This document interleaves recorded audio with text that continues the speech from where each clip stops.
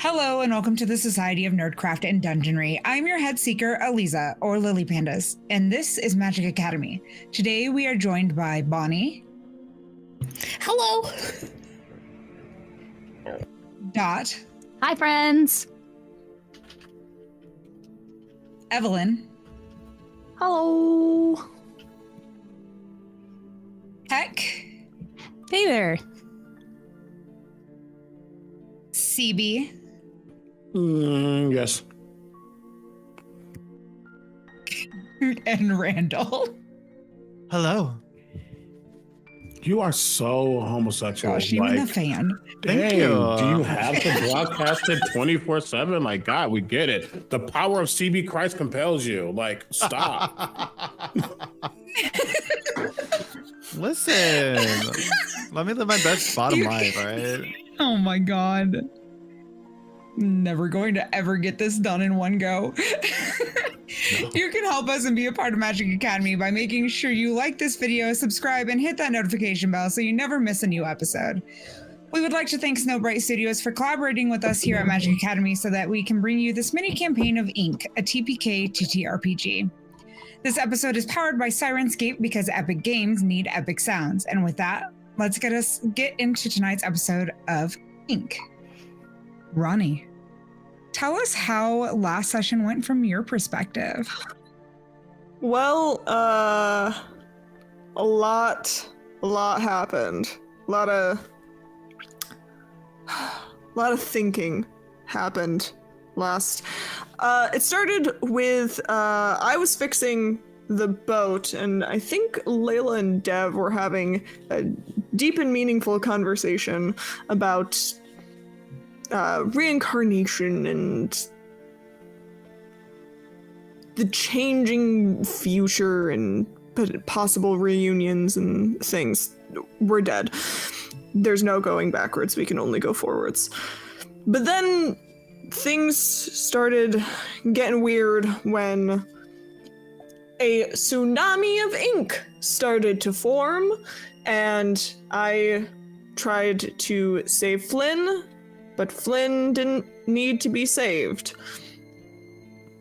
And then I tried to save Timmy and Alice. And, you know, luckily we have this whole coming back to the beacon thing. So they were okay. And, you know, sometimes you just gotta let people do their thing. Because most of the time it's gonna be okay. We made it up to the top of this huge island. At the top sat this Hydra head made of stone with a staircase leading down. We all managed to make it to the bottom. We had a couple almost slips, but we made it. Well done, everyone. At the bottom, there were these not quite at the bottom, but there were these fire creatures, and if I recall correctly, we took them out pretty quick. Not without some all of the words just keep disappearing from my head right as I'm about to, grab them. Even though I am literally looking at a summary of what happened. But we managed to heal everybody up. Dev and I healed everybody. And then once we were down at the bottom in this big chamber, there were 3 paths. Alice and I took one path. And Alice was convinced that she could save whoever was on the other side, that there was someone on the other side, and she dove headfirst into lava.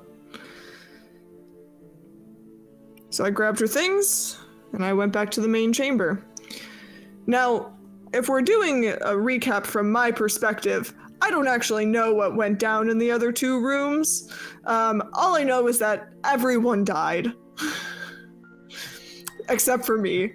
And so I was waiting at the bottom for a while for everybody to come back, hoping they would come back. Not 100% sure if they would come back, but just kind of waiting. And then from above, I hear a little kitty cat voice going, "Ronnie, we're going to save you, Ronnie!" And saw my friends coming back down the stairs. We went back into each chamber first. We didn't go back to the fire chamber that Alice and I were in because that was not safe, not a great idea. Fortunately, did mean that Alice lost her bow. And then we went into the second chamber, the one that Timothy and Dev had gone to, and I immediately died, and so just came back down the stairs as quick as I could. They defeated the rest of the scary birds. Well done, everybody. Timothy got a cool ring, which, yeah, a cool ring of poison. And then we went to the last room, the acid room, navigating perils of slippery floors. And there was an altar, and behind the altar is a door. And now we are going towards the door. We are going to go through the door. We know not what lies beyond the door. And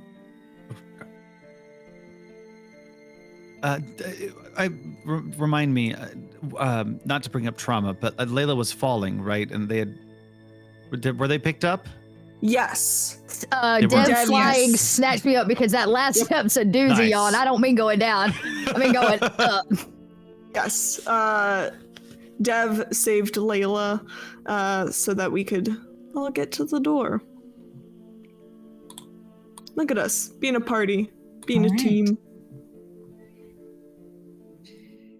Yes, you are in fact a team. And Layla and Dev are at the top.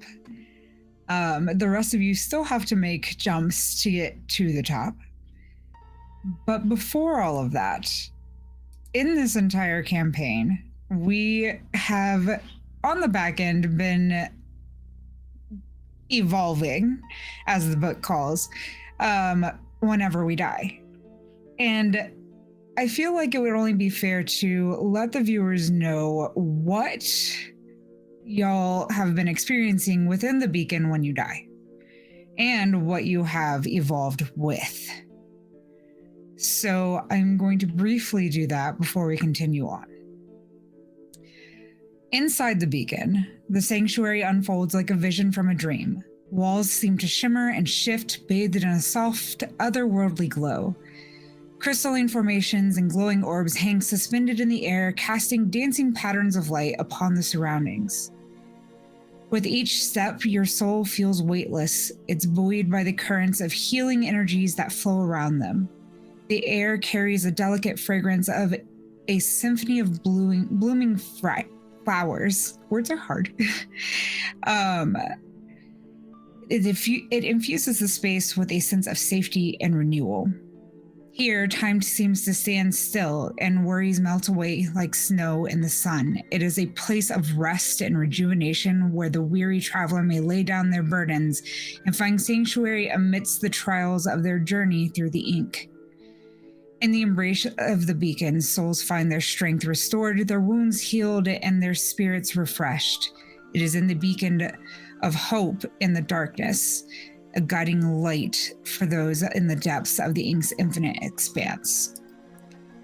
Our players have redeemed the following within the confines of the beacon. For Flynn, they have gained +2 stamina twice, +1 defense, and +2 to their base damage.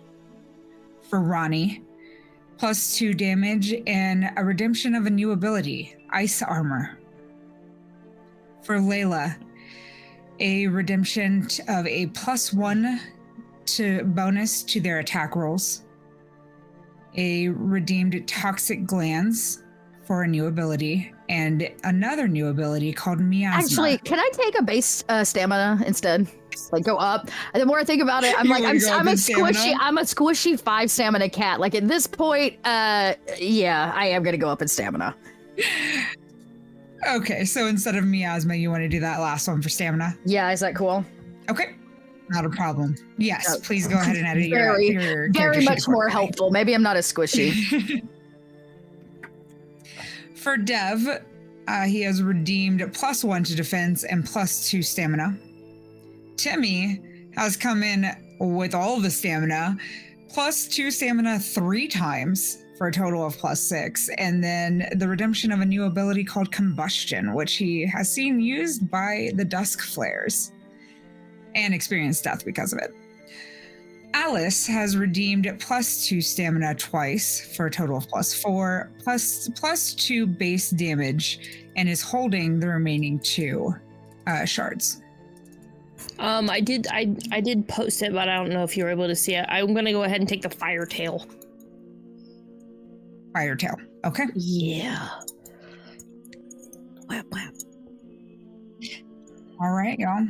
So we have 2 of you at the top of this acid pit staring at an altar and a door.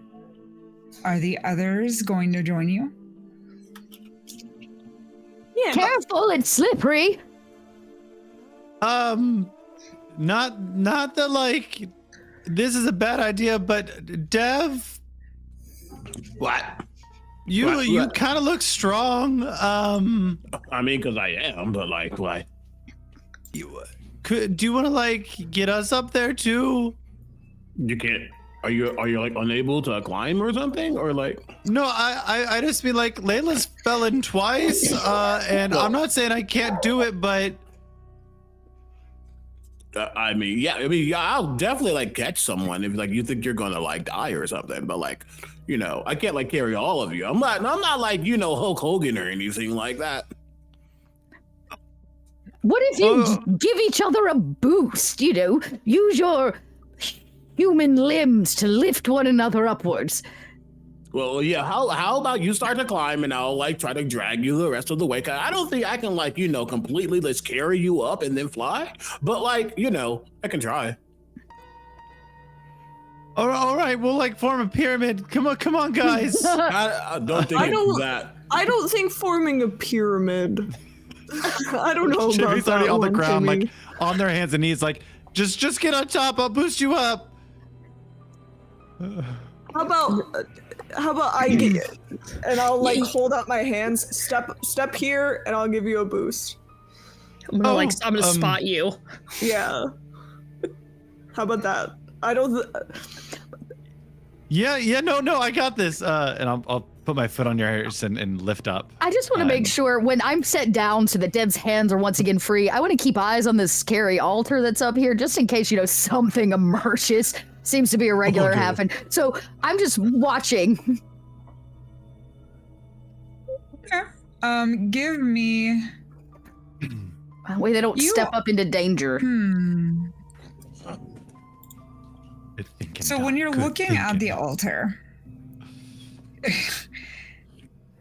it's described as a small altar that sits at the foot of a statue identical to the key itself, so the Hydra. The statue is 4 feet high with a single Hydra head reaching up towards the firmament with a toothy mouth opening. You see small rocks, coins, and 3 bottled flasks left on the altar as an offering. You notice that there is a passage that runs behind the statue as well, deeper into the beast. An orange light flickers from the open passage, which you'd see through the window of the door. Great. I crouch really low and I keep my hiney high in case I must pounce forward, and I'm just gonna keep watch. I take all this in while they're climbing up. Just so they're safe. All right. So, Timmy, make me an athletics check, please. So Because you're being helped, the DC will be lower. That's 2d6. 2d6 plus your karma, which is positive right now, so +1.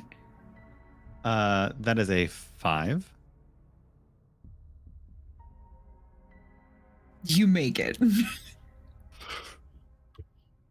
Okay, that was All easy, right, so guys. that's the I first got step. you, Who's little next? guy. Who's next?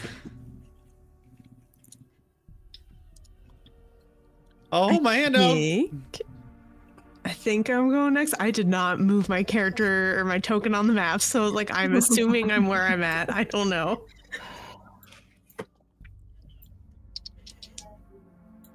All right. And literally, Dev is like either like grabbing hands or like literally like going underneath you and like pushing you up as you're flying. Like, come on, it's not that hard. You just go one after another. Have you guys like never rock climbed before? It's not that hard. Like, Well, if you believe that I made it to the very end of this the first time, that last step, Layla is not kidding. It is very difficult. But yeah, that is a 10 for me.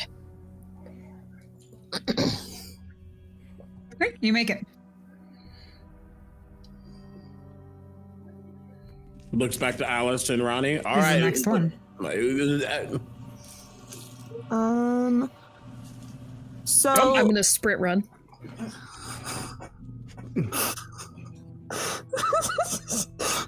You're gonna sprint, run up Up the the. wall. I'm gonna like run and jump really hard and hope that maybe some of this weird manifestation thing that happened at the very beginning, I'm gonna see if I can give myself a boost. I don't know. She's kind of got like the weird face she makes every time we finish out of a beacon and Alice gets more power. I feel a little full of myself right now. Question about the map, because I'm not Yes. just because I'm a little uncertain. So like, where did we come in? You were on the left side. It'll be the far There's no left corner. Okay. Okay, cool. And then each My step goes foundry up. has decided to. Yes, Okay, cool. my foundry is not loading, which is why I'm having a problem.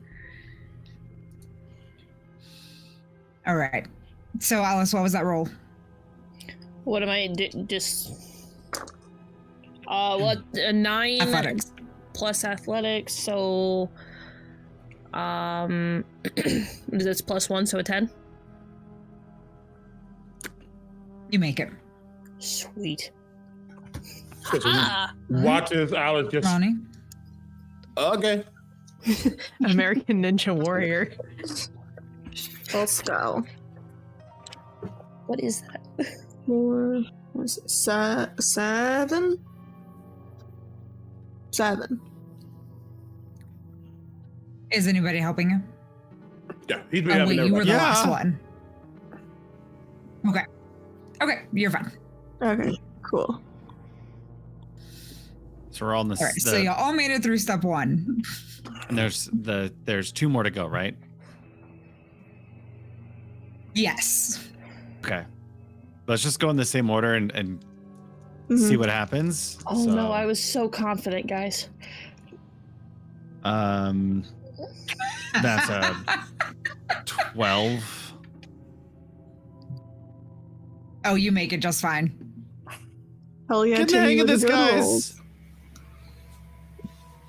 Yeah, I feel the spirit of a Hydra. Heck yeah, Timmy. Was that everybody? Are we all up here?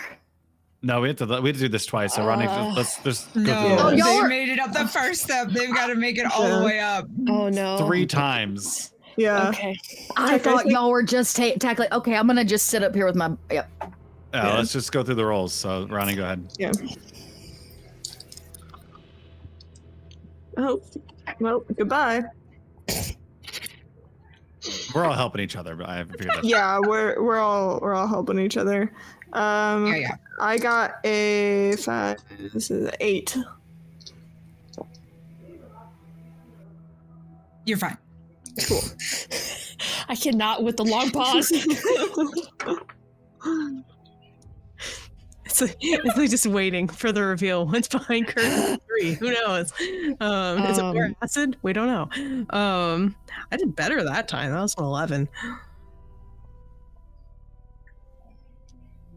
And I'm waiting. I'm afraid. Elisa's taking a long time. I'm afraid. Oh no. No, they have a delay. I noticed it when we're doing intros. They definitely have like a 2 to 3 second delay to everyone. Right. I thought they were just being really patient with everybody. Yeah, I was like, wow, what great camera etiquette. Yeah. Nice extended pause.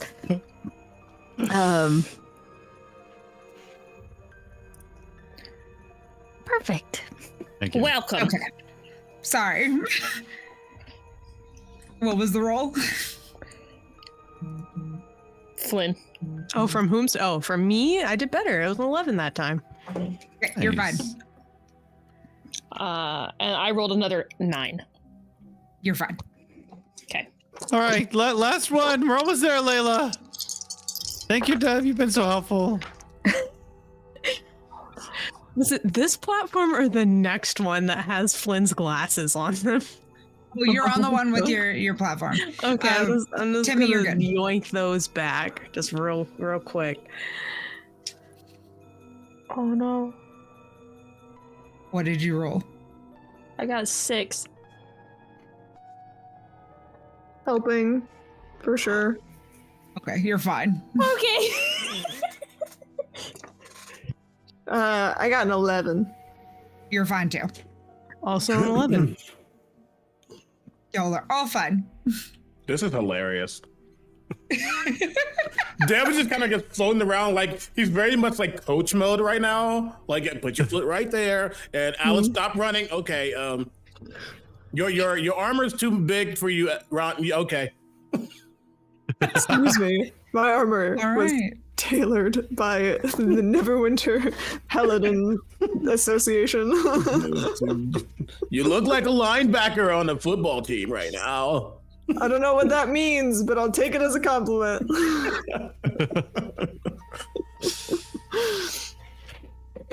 Okay, So on this altar, you have the 3 elixirs. One of them, Layla, you actually recognize. Oh. It's an elixir of flight. Oh, you mean on the altar? Yes. Oh, I have a deep urge to just, push it off the edge. I keep my body low, but I whisper, is everyone safe? I think so. I think we all made it up here. We're all in one piece. Why are we whispering? Because You see something? I don't want to scare that bottle. What? Listen, that's an elixir of flight over there. Somebody should grab it before I break it. The devil grab it. All right, we're done. It would be a shame if someone were to shatter it. It'd be a shame if a certain little kitty were to. I'm learning to control my urges. The ink has taught me how to control them. At least to stop. But wait, should you actually be taking that? That looks like, an altar. That was my fear. I mean, I'm pretty atheist, so like I don't really care. But I mean, if that's like gonna like offend somebody, Layla, because you are experienced in like knowing Egyptian gods and things like that, can you make me a roll in cosmology or death rituals, both of which I would say you have knowledge of just from being around it your entire so I'm gonna get lives. the extra. Yes. Okay, that's really good. That's real good. Okay. I have too many tabs open, y'all. Foundry rolling. Okay. So that actually adds a 2 to it. That's nice. nice. Nice. A 7. Okay, perfect, actually. You needed to hit 7 exactly. Okay, good. So, this statue was likely added much later than the creation of this key. It's likely that whoever tread here before them made the statue in the image of the key. Why someone would do that remains unclear. Taking the items left as an offering would be rude, but there's no sign of a defensive magic at work here. Currently, you see 4 coins and 2 random elixirs. Well, I must say, I'm well versed in the realm of altars and death objects. So, I will say, it doesn't look like anything's going to happen to you. Just it's not nice if you take it. But this was not here originally. I don't know why I know this, but look at the chipping of the stone. It's a lot less than the natural structure itself. This was here before, someone put this here. This is somebody else's offering to the key. So you're saying that, because it's a respected place, that we shouldn't take these things for granted? Oh, it's a joke! My first human joke, I get it! Laugh. Dev, you just die. You suddenly just combust. You see Ronnie really? No. Yes! You see Ronnie just cracks the fuck up. He is just absolutely losing his mind laughing. Simple joke. Oh, I've never got to laugh before. Well done, Dev. Bravo. That's a good one. You can find me at the leaky faucet or whatever they call those things. No, we should get that fixed. Yeah. They'll make a comedy key for you. You can have a whole key to yourself too. We can call it the lock and key. Okay, I'm done. I know some sounds bars who good. perform at the Comedy Store. It's this little shop in Neverwinter where you buy comedic items. Oh, are they funny, the items? I don't know. You'd have to ask a bard. That's fair. I don't even know what that is. My. Well, Dev, I'm not one to tell you how to do you.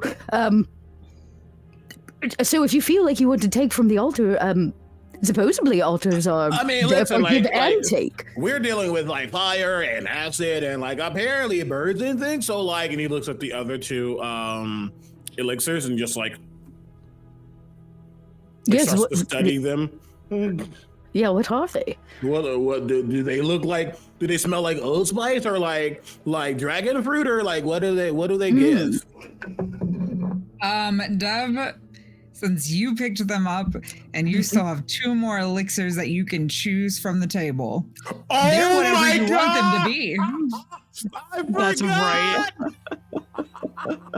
So just send me that in a DM, please. So it looks like the altar is giving today. Giving it is. Actually, maybe that's why it was left. Think about it. All these spirits coming through the ink in desperate need of help. It's like, a gift. Leave a penny, take a penny. Sure, I have nothing to leave. Oh, I have those gold wood coins, is what you call them. All in me scarf. Hey, Dev. Yeah. Can you make me an alert roll? Nori. Uh-oh. Oh, no. Oh god, guys, we're gonna die. Here comes the round boulder. That's fine. Give me those shots. Yeah, everybody start running. 5. Dev, you are very much aware that your karma just went negative. Oh no. You have stolen from an altar. Oh no. Well, 'Tis the season of taking. He's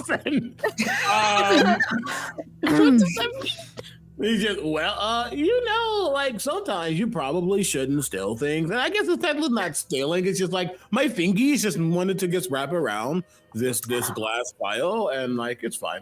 I feel that to my core. Yeah. Except I don't want to keep it. I just want to see it break. No, we should not break things. Not really. I know, but it's so satisfying. Is it? Yeah. I mean, sometimes, have you ever seen those hydraulic press videos? Yes, I love those. They're actually kind of satisfying. Didn't understand, but about 50% of the words in that sentence. But as long as it made you happy, Flynn, it makes me happy. Alice, make me an investigation check. Oh, beans. This is not something that you are proficient in, so just standard roll. Dang it. What's an 11? Okay. Alice, you notice that tucked underneath one of the rocks near the entrance of, or near the door, rather, there's a note. And it has the same style of writing of the notes that Flynn's been finding. It says, normally, I stay out of the affairs of you spirits, but I may snatch the occasional piece of treasure left behind by an unfortunate chum. How else would I grow my collection of sharp, pointy things and sparkly marbles? Signed 7, the Psychopomp. Huh. I'm gonna turn around and just pick it up. Guys, look, 7 left us another note. Oh, what does it say? 7 comes here to collect things, it looks like. He has shiny, sharp objects and marbles. Ooh, marbles. Ronnie, make me a memory check. I'm trying to think, would Alice and Layla know what a marble is? Probably not. 8. Googling the invest. You remember that Alice's bow and arrow were nowhere to be seen. I bet he has your bow and arrow. If he's got shiny, sharp things. Ooh, little thiefy. I don't... well then... Bet he's got your bow and arrow. So take this note. 7, you dropped this and I want my stuff back. Nothing happens. Hello? I think we gotta go find him. Isn't that what we've been trying to do? Yeah. All right. For a while now, yeah. It seems like he's always one step ahead of us. I bet he's watching us right now. This is his domain. Wait, you think he's... Wait. Do my senses tell me we're being watched? Make me a alertness check. Yeah, I'm going to say it. When that happens, my cat senses sense. Okay. Yeah. I got sense. I'm sorry. What? They perk up and they sense. Them senses are sensing right now. A 10. They sense. The 10. So your cat senses tell you someone's watching, but there's no one there. There's no one in the room with you. It's... Wait, my tail kind of twitches at a couple angles and I stop and I'm like, Alice is right. We are being watched, but I don't see anyone. Sneaky, hiding in the corner. I can feel his eyes on me. Oh, I don't like that. Well, you have a lot of eyes on your shadow. Are you talking about those? I don't know what you're talking about. Those eyes don't exist, and they don't ever look at me. You're literally lying right now, man. I can't. For the rest of you, looking at Layla, you see that all of the eyes of Samina are legitimately staring at her. And you're pretty sure that might be what's actually looking at her. I find that if you just don't look at them, you can imagine they aren't there. It's not really a lie. It's more of a... Have you ever heard of Schrodinger's cat? Actually, yeah. It's kind of a weird phenomenon, though. I don't think I was alive for this. No, well, that's a theory for another day. No need to break your minds now. We're almost there. Yeah, what? I'm just saying. I think there are other eyes on us. I can sense it. Okay. Is it the eyes from Flynn's, oh, shit, what's your shadow's name? Architusis. Gesundheit. You can just say Archie if you want. Archie, thank you. Do we think, I mean, Archie, not that you're not lovely. Alice is gonna kind of lean over to Layla and just, I don't know if you've noticed, but Archie's got a bunch of eyes too. Is he looking at us? I feel like a couple, just on like one tentacle, it's not even all of them, just a couple, just kind of like look into your direction at the mention of his name. But other than those eyes are looking at Flynn. Yeah. Okay. Two things. One, I've just been like here, kind of like, not really here. He's like sniffing the two potions. Like, you're like, oh, this is like an atomic fireball. Nice. I don't really know what that smells like, but you know what's probably not that good. And he like actually holds the ooh. Who's scheming? See, I've technically already given one, but I will allow you to retcon it because it has not been announced no, yet. no. It's not retconning. Okay. It was just deciding. He looks at Timmy and he goes, "You'll be fine." And he hands the atomic fireball to Alice. You don't need it right now, but you know you like lava, so this might help you in those moments. By met face first. Alice, add Yes. a elixir of what I assume is fireproof to your Okay. But I'm so No, scared we're now. not giving Alice things to create fireballs. That is not safe. Okay. Nope. Nope. I was so ready. Although fireproof is very helpful, so thank you. No. So- now you won't immediately burn to death when you jump into lava. Not immediately. You'll just have that slow golem burn.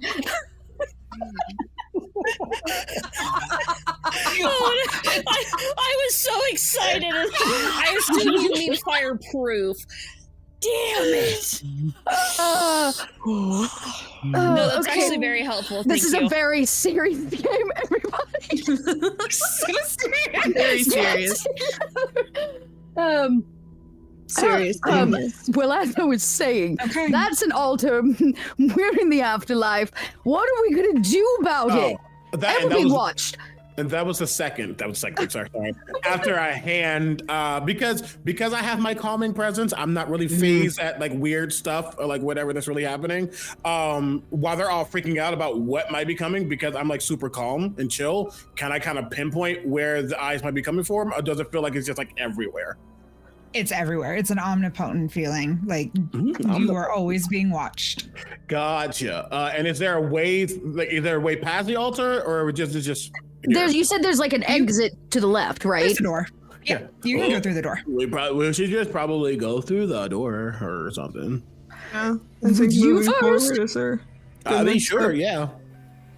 I will keep us safe from the rear. Yeah, head towards the door. Right. Does everybody go through the door? Yep. Before I go through the door, I'm gonna put a coin on the altar. So the altar. Nothing happens. For all intents and purposes, this altar is very safe, actually. Other than if you steal from it. It's just a little boop. Okay. As you all move into the corridor, you notice it's dimly lit, but otherwise nothing out of the ordinary. In the dimly lit corridor, the walls stand tall and imposing, crafted from ancient stone reminiscent of a castle. Torch sconces line the passage, flickering sporadically, casting dancing shadows that seem to whisper secrets of ages past. The air hangs heavy with a sense of foreboding, as though time itself has halted within these confines. It carries a musty scent, reminiscent of an aged stone and damp earth. There's a faint hint of decay mingled with a subtle aroma of parchment, as if the very walls themselves hold the secrets of forgotten knowledge of your individual realms. As you wander further down the corridor, the scent of ancient mysteries envelops you, evoking a sense of both trepidation and curiosity. Do all of you go through? Yeah. Yes. Yes, absolutely. If I smell home in any way, I'm bounding. Okay.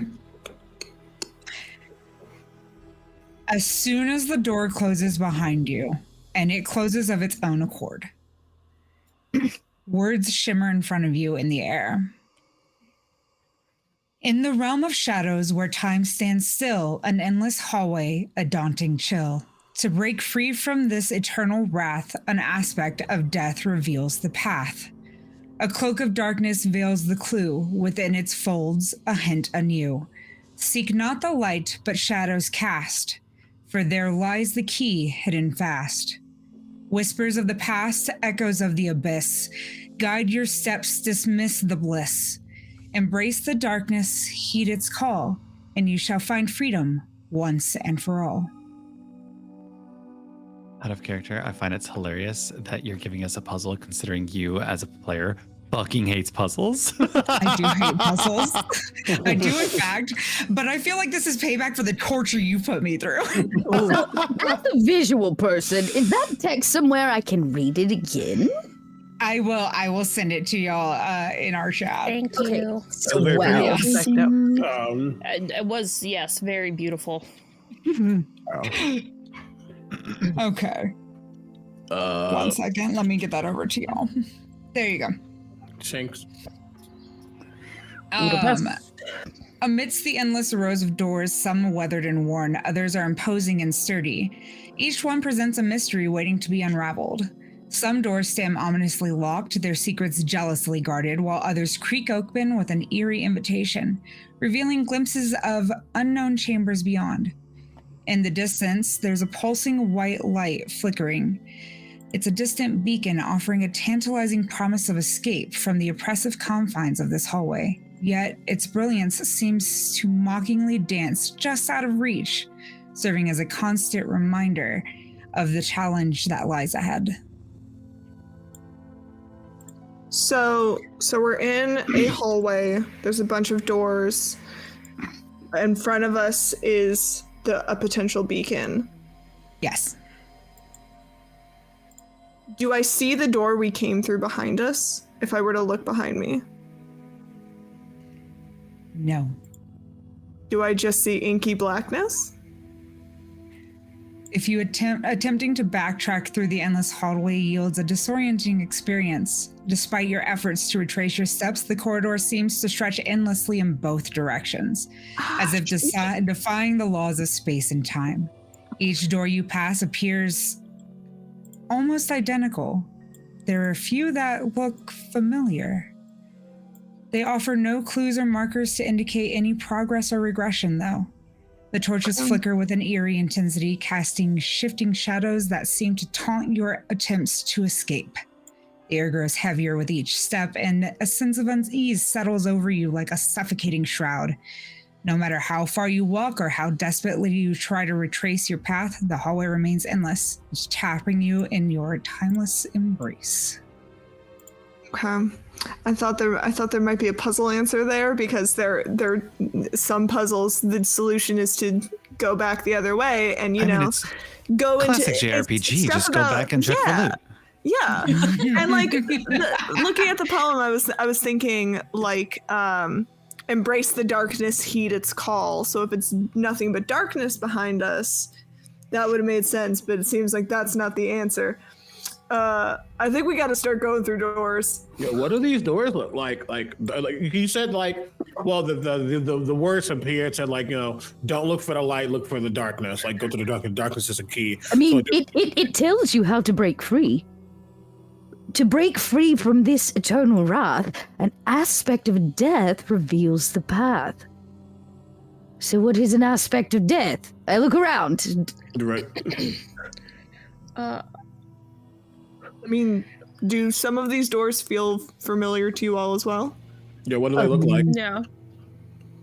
So, the first door that seems to lead somewhere. It emanates an otherworldly glow, and it has a sense of like an eerie but comforting embrace.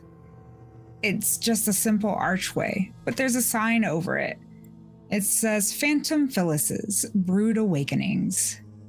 Barista in-house. Oh, is it? Oh. It's coffee. Oh, we get to get an espresso? Like, okay, yeah. I mean, I don't know if like espresso's gonna heal me or anything, so I don't really think that's the answer, but you know, we could. I mean, it wouldn't be a bad idea to stop Yeah. in, maybe Mm-hmm. get Do a y'all go through the archway? coffee, get an elixir. Wait, like, let's, no, we're let's not. think about this. Let's think about the whole riddle, okay?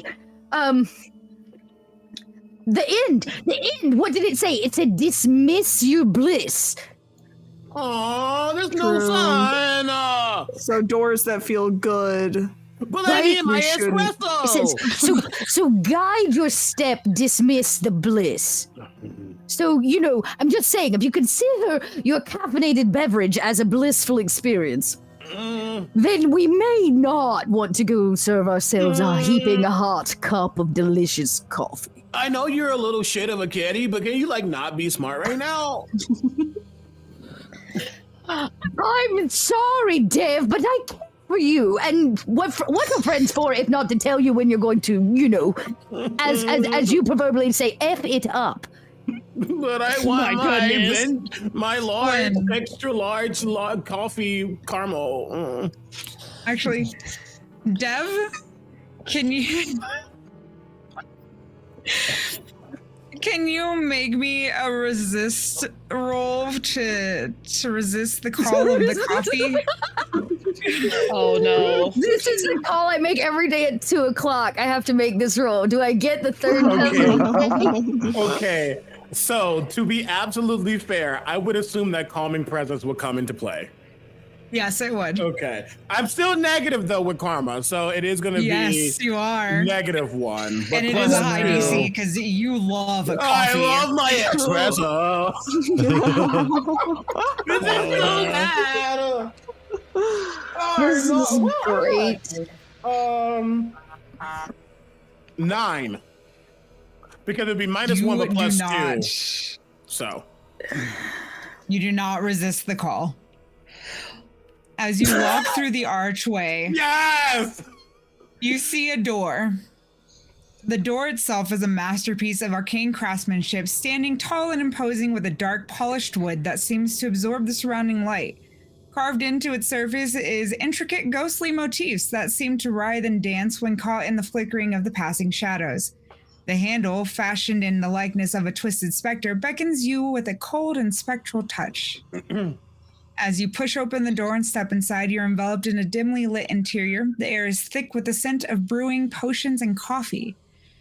You hear small whispers of incantation. It's a place where the line between reality and supernatural kind of blurs, and where every sip promises a journey into the unknown. You're greeted by Phyllis. Hi, how can I help you today? As he's walking in, because he totally just like ignores everyone for a moment, he goes, well, to be fair, those twins, Merriam and Webster, their definition of bliss is like perfect paradise or heaven, and we've already decided that this is purgatory, so technically it's not necessarily bliss. So, and he walks in. All right, I'm here for it. Have what you find in there. Look, don't look at me. I tried. The barista in here, though. Hello. Well, shall we all take a step against the riddle? I don't think it's going to harm us. At this point, What if this is just a rest I'm stop? just thinking the next beacon's all the way back there, which means we're going to have to climb those steps again. So I feel like there's some real need for smart decision making. Hey, Dev. Yeah. Dev, make an alert roll. Or Nori. oh, I don't have any afraid. dice. -1 would make that a 6. Sorry. Never mind, you're not alert enough for that. I would like one cold brew, please. Oh no. Okay. I'll be right back. I just need to make sure I'm prepared. So Oh, no. Phyllis provides you with a cup of brew. Yeah. And it provides you with as she hands it, she says, "This is an elixir of terror. So all of your attacks in the ink will add a terror tag." Oh wow.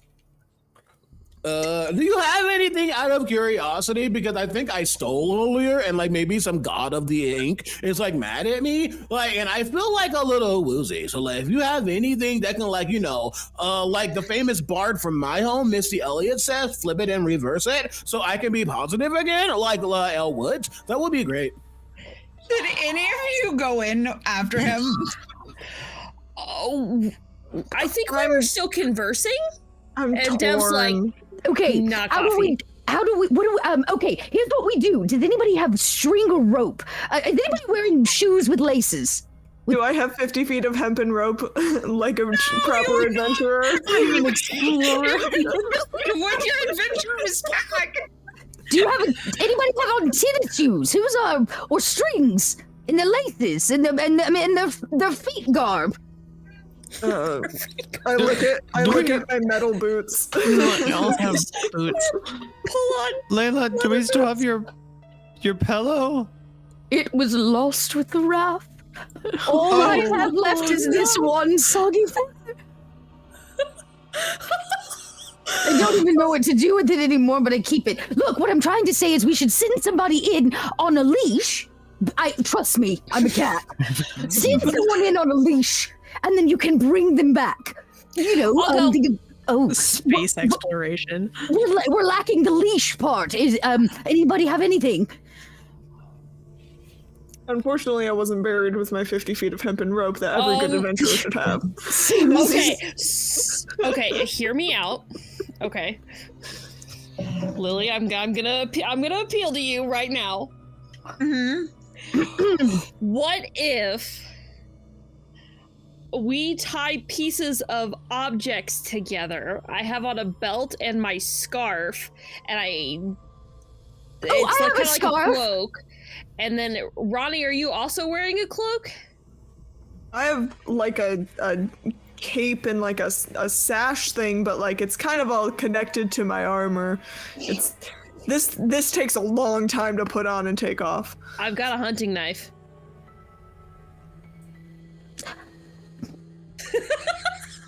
But I'm gonna I'm gonna let you decide if you would like. Too And vain Alice is about my gonna aesthetics. Alice is gonna unclip her belt and kind of put all the little pouches that are empty because of the lava. They're gonna like stick them in a little pile, and then I'm gonna take my scarf off and I'm gonna tie it to the belt buckle, and that's. And then and I'll get naked and give you my very small. It's probably 2 feet or so of extension. We'll just kind of tie it on. Okay. I will allow this. Alice, it's long enough for you to go in. Do you go in? Yep. Make So me an alert roll. I'm gonna Layla, I'm gonna leave your scarf kind of under your paw, and we're gonna fashion my belt to it, so you're there. Ronnie, I assume, is there with Flynn, like, we're not gonna let you go. And I'm just gonna very uncomfortable mountain climbing where you take where you're sidestepping. Oh gosh, Yeah. I about broke so much in my room. Oh boy. So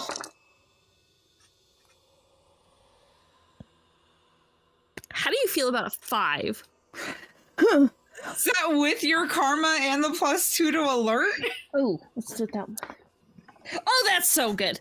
Okay. 2. Oh, I gave myself a +1. It'd be a +3 because the karma is a straight 1 +2 for alertness. 3, 5, 7. 8. Okay. When you walk into this barista's shop, you see the glow of a beacon, like in the corner that Dev just like completely missed because he was very much looking for coffee. Like he's right there. It's completely safe. Alice, what you see in there? There's a beacon in here. Dev's at the bar. All right, and I'm gonna walk in. That sounds safe. Yes, I too. We were all. I just need to. CB needs to process. The rope trick was to go into the barista's bar. That's literally why they did that. Yes. We had it was a trick. You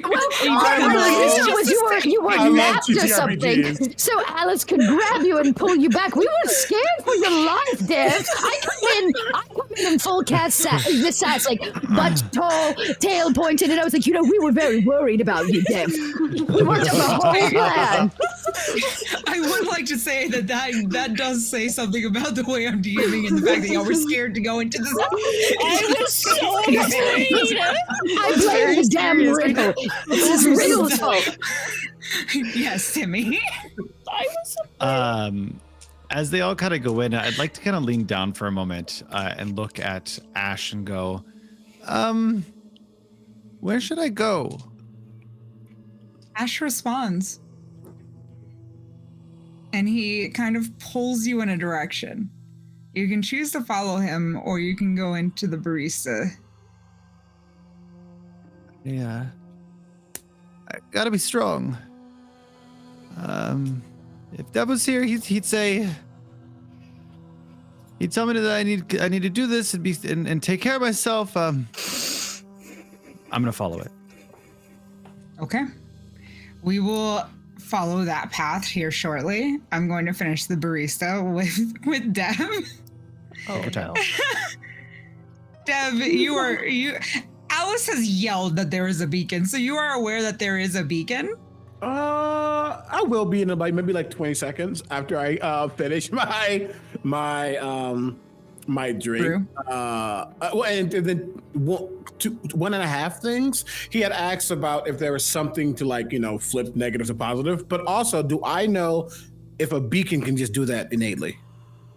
You know. See, Dev, Beacons do that. Through it. I think he still asks. It probably just pointed through like, oh. Huh? Yeah. Phyllis literally just points at the beacon in the corner. She's like, that'll fix you up. Well, and he puts a gold dollar down. And he goes, thank you so much for this elixir. It was of terror. Yeah, he definitely downed that because he needs some coffee.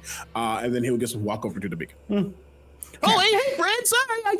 Listen, when your noggin and your tummy are like in alignment, like, the age of Aquarius or something, you got to follow it. So those of you spectating after Dev has finished drinking his brew, you notice that his shadow has taken on a much more grisly visage. As in, he is terrifying. I don't mean to startle you, Dev. But your what do you call it? Jellyfish is, well, it looks a bit rabid. It's giving Kraken now. Yes, it's gotten how does one say, more horrific over time. No offense, it's a scary shadow. Oh, it's because they gave me a really, really, really, really strong cold brew. And, it's so bold that even it's come at me, bro. So I think that's just kind of probably going into my backpack a little bit. Honestly, now my little weak, Amazon Prime backpack is like a biker backpack. Like it's probably just stronger now. It's giving less jellyfish and more Portuguese man of war. Honestly, not that war is good. We don't like war here, but hey, in the ink, Thanks, BP. Like pats his big old. Ooh, don't touch that. It looks infected. Ooh. Phyllis notices y'all talking about BP, and she turns and says, "Yeah, I specialize in crafting elixirs of terror and weakening, and each one of these, I take really good care to make it extra spicy, and it kind of makes your shadows a little scarier, but it's fine. They're not going to hurt you, but they will look scarier, so it might help intimidate some things. Are we gonna need to intimidate things in this corridor? And I know of, I haven't seen anybody come through here in a long time. Who was the last person you saw come through here? It was an old scholar. He was looking for the information about this key and like how it got created and all of that stuff.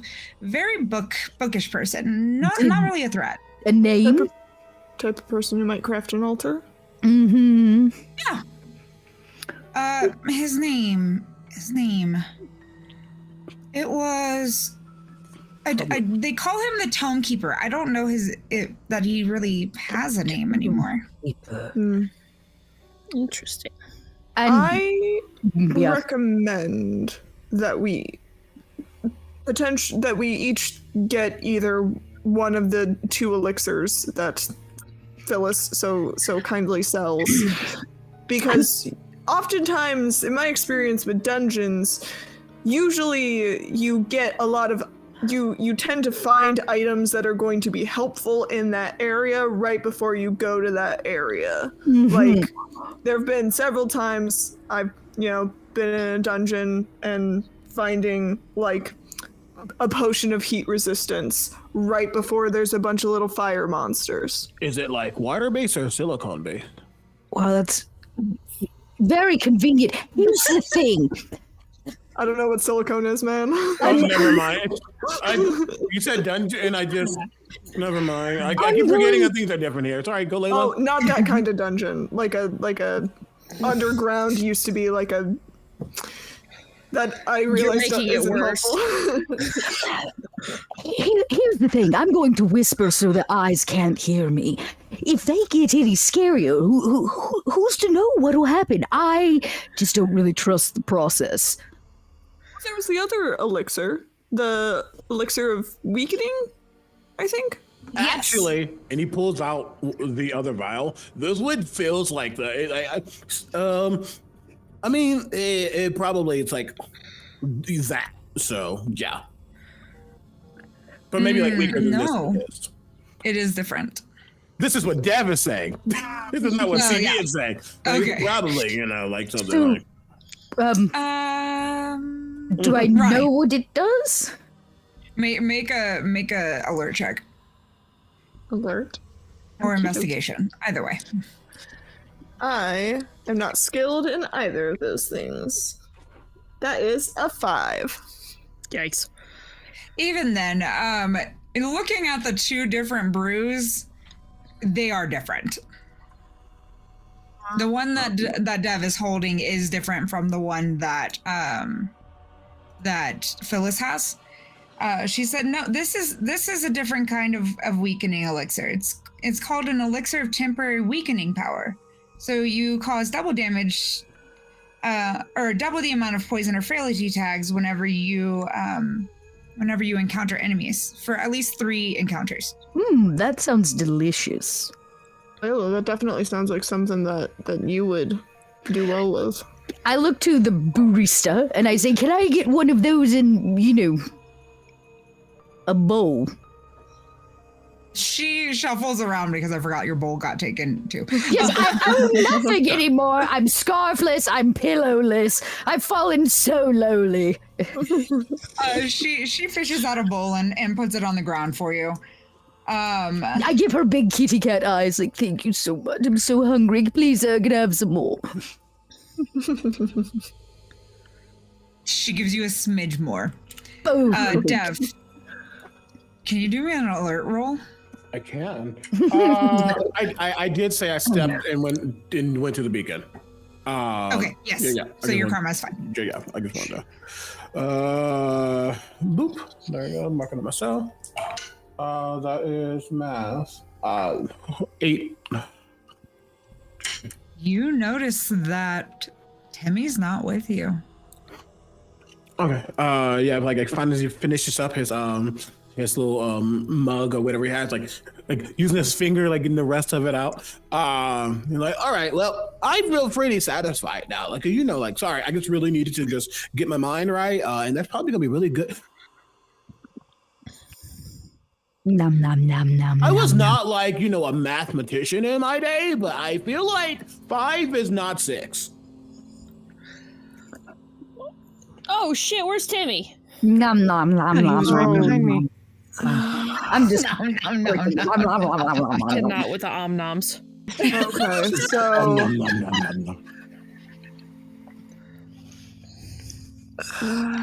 oh True. god, where'd Timmy go this time? I thought he came in on the I was gonna call it a rope, but it's not a rope. On the lead after us. Jimothy, where'd you go? Clearly didn't. Can I get an elixir of terror to go? Me too. They're provided to you. You both have elixirs of terror now. Thank you. Let's go For find the Timmy. effects, just refer to the Yes. charts. Thank you. I'll put a coin on the table. Timmy, Oh yeah. Yeah. you continue to follow Ash, and Ash is happy to lead you all the way up to a door. I just want to say, Ash, that I'm trusting you. I still don't like you, but I hope you're not gonna burn me or kill me again. So, what does the door look like? It looks like a farm door. Oh, fuck me. Oh no. Before you stands a door reminiscent of an old farm barn, weathered and worn by the passage of time, yet bearing witness to a fate far more sinister than the simplicity of a rural life suggests. Crafted from aged oak, the door boasts the rugged charm of a bygone age, its once vibrant paint faded to a soft patina by the relentless march of seasons. Rough-hewn planked, weathered, and gnarled, converged to form a sturdy barrier against the outside world, each groove and knot a testament to the resilience of the land and its people. As you approach, the scent of sun-drenched hay and earthy soil fills the air, mingling with the distant rumble of thunder and faint crackle of flames. The handle, forged in the likeness of a farmer's pitchfork, beckons with a weathered grip, a silent invitation to those who dare to venture within. Timothy's gonna kind of grab his cloak, pull it a little bit closer. He's gonna kind of like finger a little bit of the patchwork on it, and he's gonna look back over, looking for like his friends. Ashley is no longer there. You are all alone. Oh, I guess I can't go get them now. Oh, and I'm gonna push the door open and go through. Okay. Around the door, the air thrums with primal energy and lingering ancient power. As you enter, you are in a cavern again. How did you die?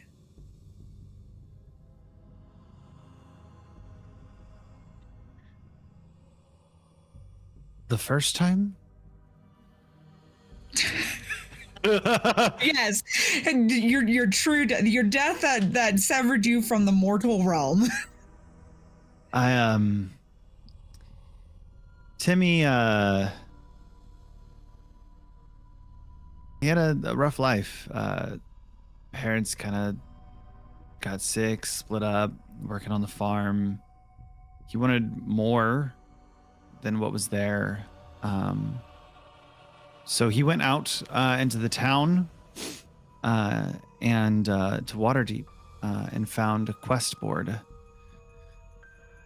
Well, his reading wasn't so great, but he went through and saw a quest and knew that there were some people that wanted some help and found a little group, led him down into a cave system, and They tried to lose him a few times. They knew he wasn't quite ready. And it wasn't long before he found his way to a big maze with this mad mage supposedly inside of it. And somewhere along the way, he encountered Ash Tyrannithor. Ash, who made quick work of a level 1 adventurer, breathing fire, and found myself here.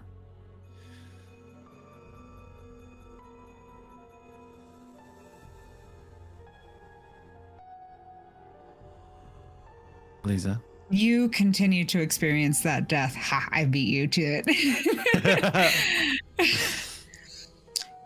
And as the door closes behind you, it tells a new story. A tale of tragedy and terror. A story woven in the shadows of myth and legend, for within the confines of this room is the final resting place of an adventurer whose quest for glory led them to the lair of a fearsome beast and sealed their fate. And you will stay there until everyone has completed this portion of the quest. Okay. The rest of you, what are you doing? Definitely, once he realizes that, Tim is not responding, definitely goes, thank you again, Miss Ghost Lady. Tell Casper I said hi, and we'll head out of the room and start looking for her. Yeah. Pretty much the same. Once we realize that Timmy's not gone and I've paid for my terror to go, definitely gonna not looking with purpose, but also with an understanding of letting it happen, because maybe Timmy figured it out. And I'll actually say that to the group. Maybe Timmy figured it out. You mean the riddle? Yeah. All by himself? Maybe. Why wouldn't he tell us? Maybe he didn't have time. Time? Well, there is time a thing here? Okay, you know what? Maybe you're right. So what, we just don't look for him?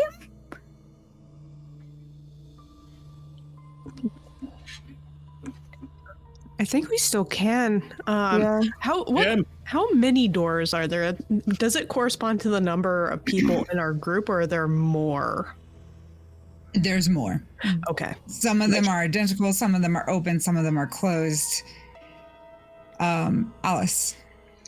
I think I would like, in this moment,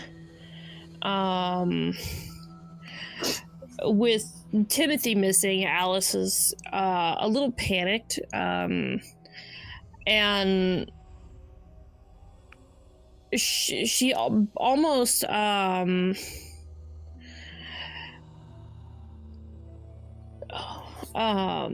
is the word? Wow.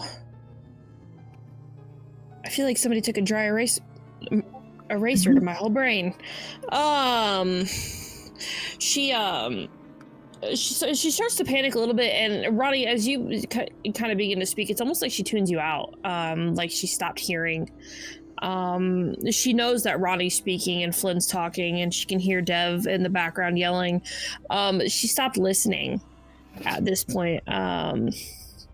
And she'd probably just start looking for signs of his movement, kind of tugging on the edge of the memories of tracking and being able to hunt through the forest. Okay. As you're tracking, give me a tracking roll.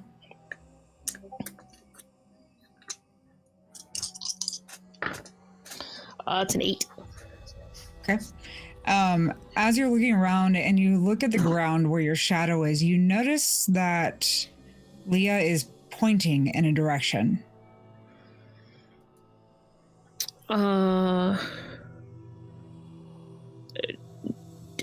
Is he that way? She doesn't say anything, or rather, she doesn't nod anything either. You hear no message in your head. She just continues to point.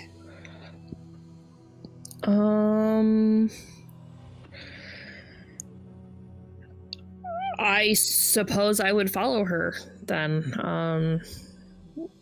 I like at this point, is she good? We don't know, but Leah's protected me on more than once. I would like to drink my elixir of terror.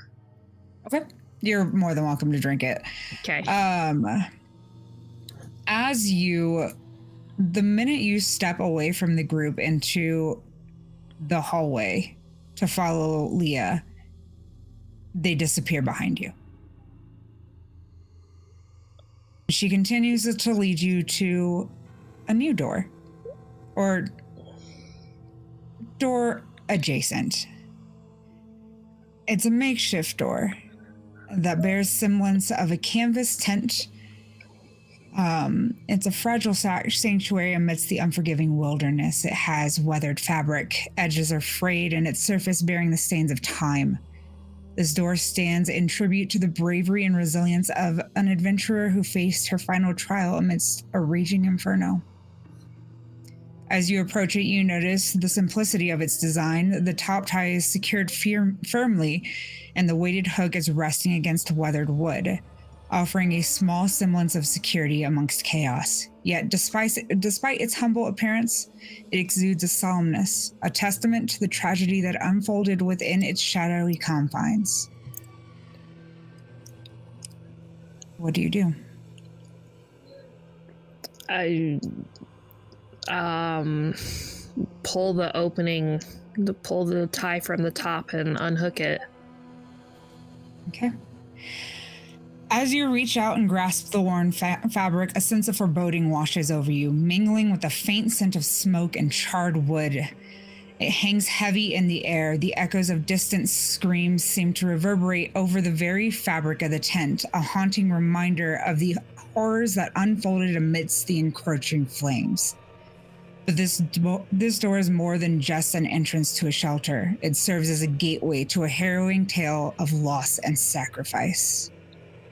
As you step through the threshold, the suffocating heat of the forest fire surrounds you, the crackling flames devouring you and everything in its path.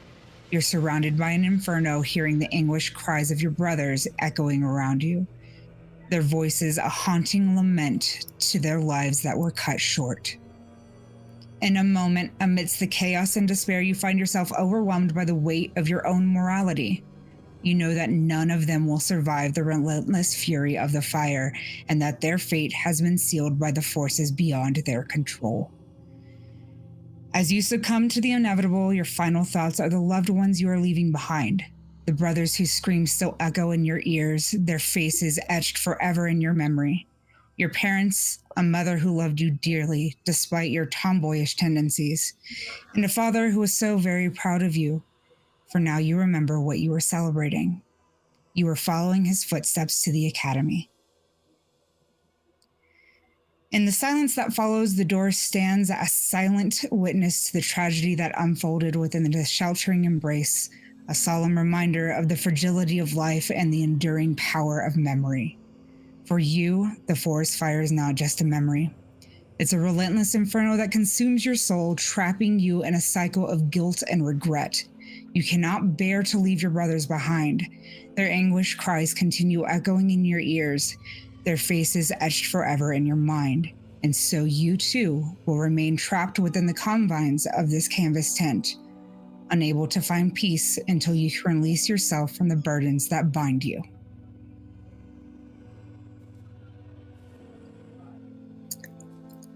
Wow.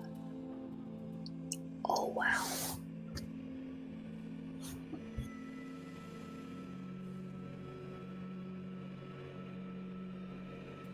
The other 4. 2 of your party members have disappeared into the hallway. I'm desperately trying to finish my bowl. Like, I'm not done yet. I'm a cat. I can't drink it on the go like everybody else. So I'm trying to get it down, and I will be the last person out of, I imagine, the group. Layla, would you like someone to wait with you? No, just keep going. I'm almost done. I'm trying very hard. I'll catch up, I promise. All right. Okay, so two are missing. What did anyone see what the last thing Alice was before she disappeared? I mean, Dev was so focused on looking for Timothy that I don't think he realized that Alice went somewhere else. And he's just like, Deb, yeah.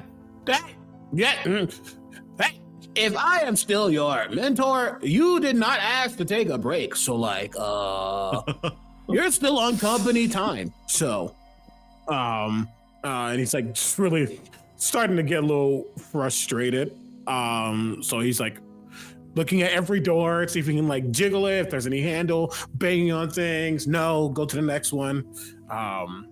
Flynn, did you see anything? I mean, what, like, that, I guess that's kind of a GM question. Like, is Flynn, like, would Flynn have seen? Because now it's just like, okay, one person is gone, trying to stay together. Mm-hmm. Is their kind of reasoning? No. Okay. Flynn, though, can you make me an alertness check? I would love to do so. Let's see. And that is something I've got. That's not great. But with my bonuses, that makes it a 6. Okay. In the distance, you notice a shimmering of sun on water, and it's pulling you. Do you go towards it? I think Flynn, would start going towards it. Would answer Ronnie, though maybe a little more absent-mindedly now that they've seen that. Is like, no, it's just walking. Just walks. Okay. He's like asking a question. They just walk past. Uh-huh. Flynn? Okay. As you step into the hallway, you two disappear. Archie looks thrilled to be going towards anything related to ocean, period. And you come to a door that really does have like a mirror effect, like sun on water. The surface is shimmering, and through it, there's rippling waves, a gateway to a world both beautiful and treacherous. Crafted by an otherworldly elegance, its surface seems to dance and sway with the gentle ebb and flow of unseen currents, inviting those who dare to venture beyond the veil. Approaching, you're captivated by this illusion of liquid light. The door, a mesmerizing reflection of the ocean's depths, also shows the deep, inky blackness. It draws you further into its watery embrace. As you reach out, do you touch its facade, or do you leave it? There is no door handle. I think given Archie's reaction, Flynn would go ahead and touch the surface. Okay. This door ripples and you are pulled in. It represents an adventurer whose fate was sealed by the crushing embrace of a giant squid. And they found solace in the depths, overcoming their burden of fear through an act of unparalleled bravery. As you step through the shimmering doorway and into the unknown depths beyond, you carry with you the courage you gained staring down the Kraken in the ink, a testament to your stubborn spirit that lies within. For in the darkness of the depths of the ocean, even the smallest ripple of courage can create waves of change that echo across the ages. You're back in the submarine, But its demise was not just a tragic accident. It was a harrowing confrontation with the unknown, something that you have always searched for. A battle against the primal forces that lurk in the darkest depths of the ocean, and yet in your final moments, you rose to the challenge. You struck terror into the heart of the creature that sought to claim you. As the submarine's hull groans and creaks under the immense pressure, your courage shines like a beacon in the darkness, your unwavering resolve sending ripples of fear through the creature's ancient soul. And in that fleeting moment of defiance, you find a sense of peace. Your fear is transformed into strength, and your burden was lifted by the weight of your own bravery. You come out on the other side of the hallway, next to a new beacon. This is where you will wait for your friends, or you can move forward. I will wait. Okay. Dev, Layla, and Ronnie.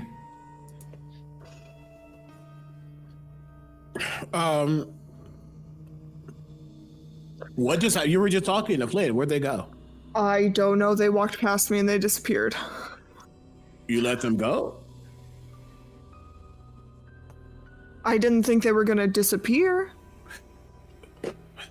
I guess, okay, well, hold on. We lost Timmy, we lost Alice, I don't know where Flynn is. Like, maybe we should all just, like, walk together to each of these spaces. I feel like...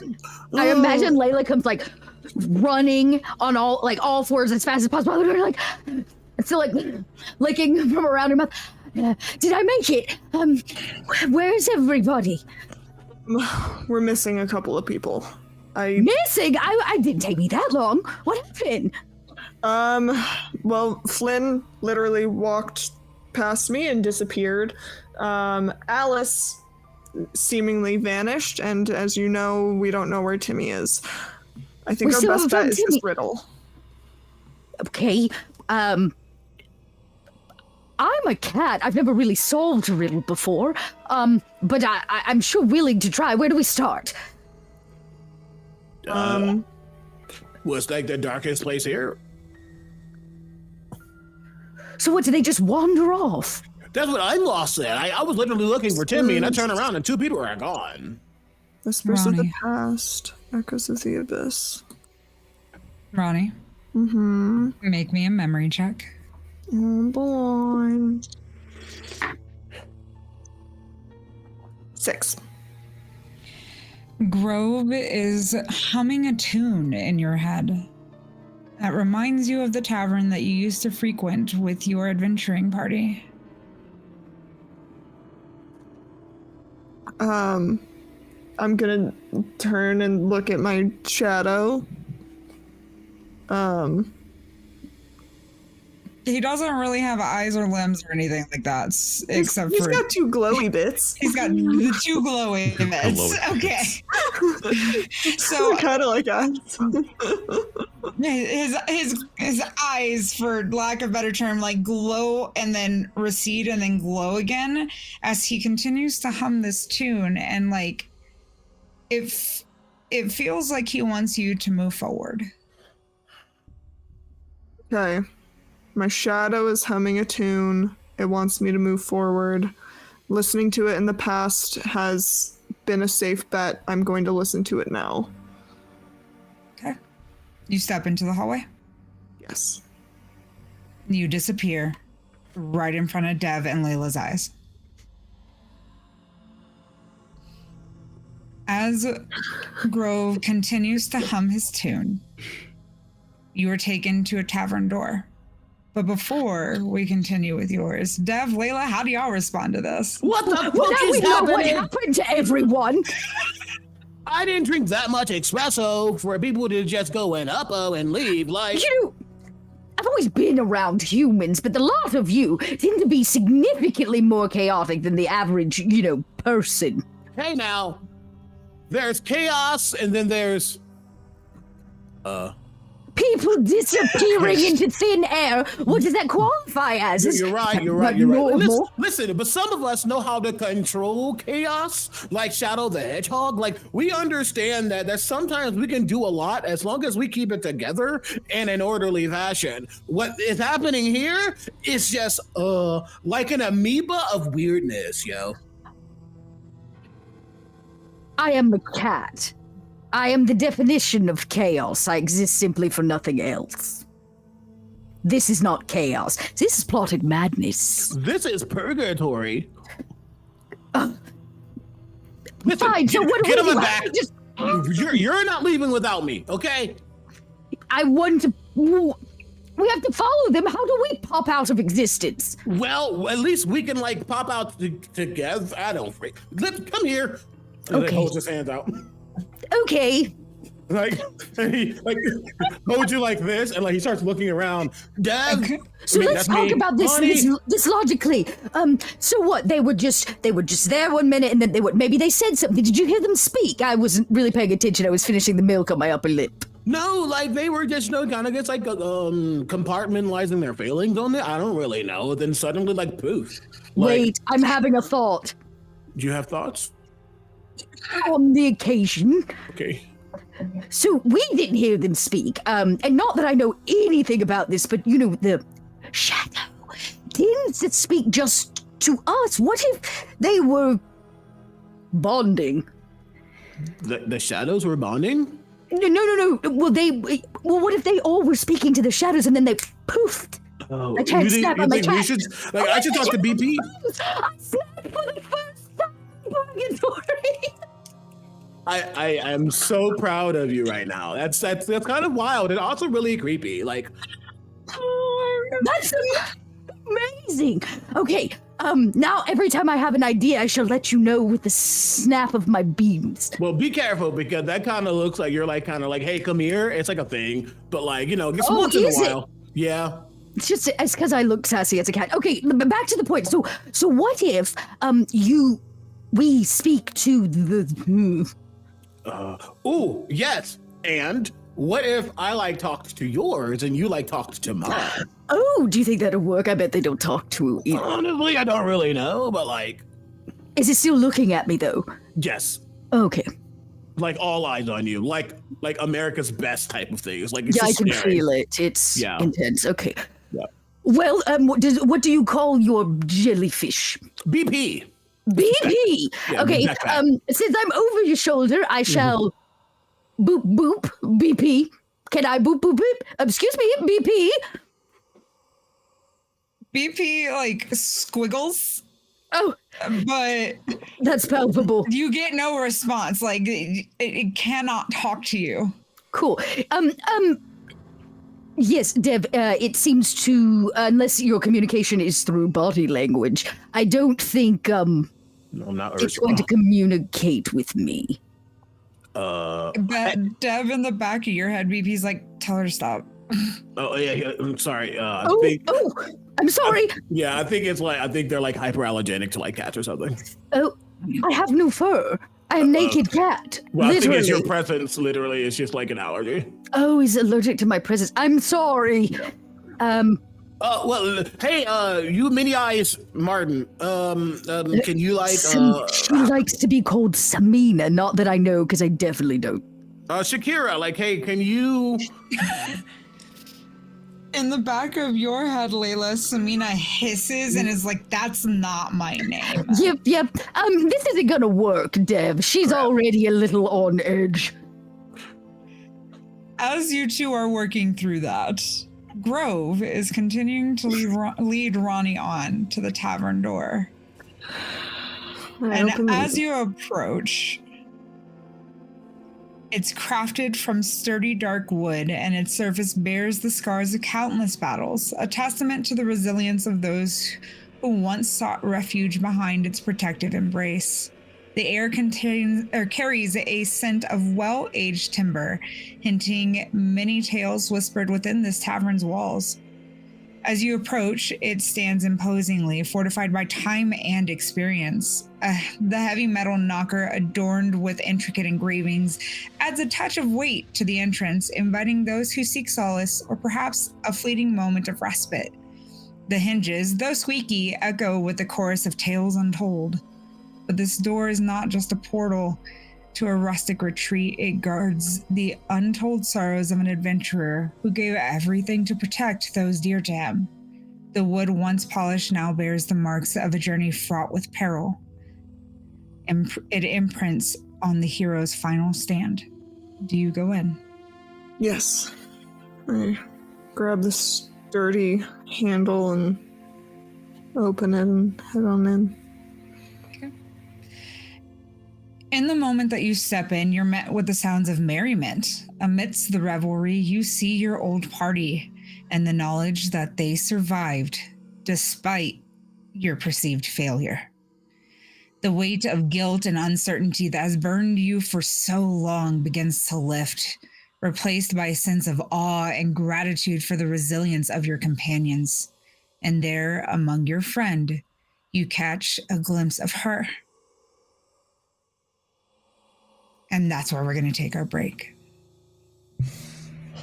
Elisa, no. Yes. I'm in shambles. I'm filled with emotions. These are That's what this beautiful. whole game is about. You're right. Filled with emotions. Feel more I somehow feel more emotional than when Randall TPK'd us yesterday. Oh my god, spoilers! Oh, it's fine. I'll just get to watch it happen. No! Rip. Sorry, Hack. You didn't hear It's okay. anything. I'll react to the moments leading up to it. It'll be great. Oh my gosh. Yeah, you can't stop the people on the call, Heather. I'm sorry. I've got. Yeah, I feel like my emotions right now are pretty akin to how I was about this time yesterday too. Yep. Oh, these are done beautifully though. So I hope all of chat hears that right now. These are done beautifully. All right, y'all. We will be back at top of the hour. It's 10 till. Make sure everybody rest, hydrate, all those good things. And we'll see you real soon. Congrats on those 69 points on words on stream. Nice is in the chat. But the heck came in first. Heck. Good job, Heck. I also want to say thank you to our 2 new followers that has put us at 500 followers. Husky House RPG and Tristan J. Bravo. Thank you so much. We appreciate y'all. Woo! And before I hit Wow. our 1 year on Twitch, thank you guys so much. Yes! That's dope. Super wow. excited. That's We're gonna awesome. make this Candela that we're running on our Twitch anniversary bonkers, y'all. I forgot it. No, we're good. I'll be honest, also, I'm not Tonight. dressing up, but I heard that there might be plans for cosplay. I don't know. All right. Are y'all ready for the rest of the trauma? Yes. All right. Ronnie, we left off and you caught a glimpse of her. The woman with bright purple eyes who has haunted your thoughts for so long. Yeah. In her gaze, you see forgiveness and understanding, a silent acknowledgement of the trials that y'all have faced together and the bonds that still bind you. As you raise a tankard and a toast to you, rather, as they raise a tankard and a toast to you, they all Good prop. you have a feeling that while you may have left them behind in body, your spirit remains intertwined with theirs, forever bound by the unbreakable bonds of friendship, love, and adventure. And as the tavern echoes with laughter and song, you find peace in the knowledge that despite the trials that they have faced, their journeys are far from over. and you too are enveloped by the warm light and appear next to Flynn, next to the beacon. Oh, good. Found one of you. I'm just glad one of you made it. Yeah, I think I get it now. I think so too. I think I do too. Timmy,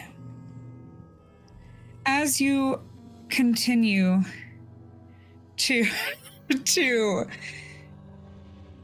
relive this end of yours, how do you plan to get out of this?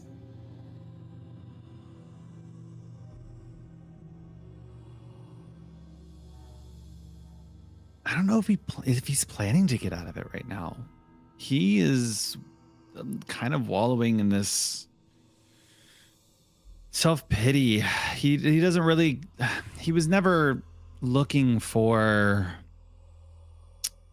absolution to leave people behind, or he was never worried about others. He felt stupid because it was how he died. If he felt like he only had himself to blame, and he hasn't forgive himself.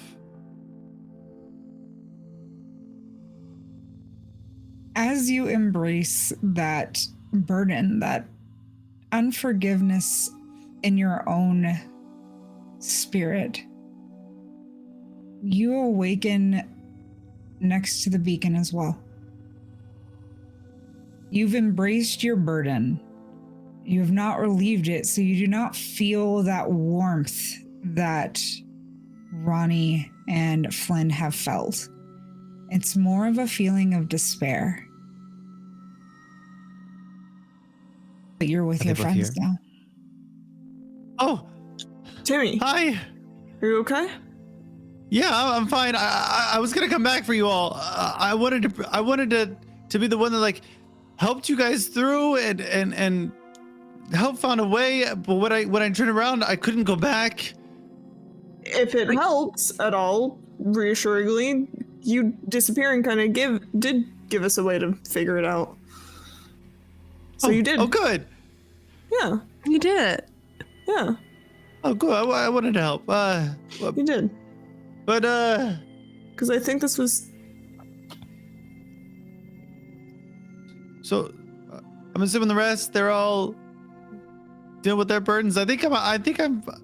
Well, I don't know if mine is gone, but I'm assuming you guys dealt with yours. That's how we got here. So we just wait for the others to figure it out.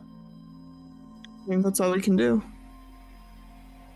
Layla, Dev, you are wandering the passage together, correct? I'm currently holding Layla. Yeah, yes. We Okay. are, yes, well, talking to each other's didn't work.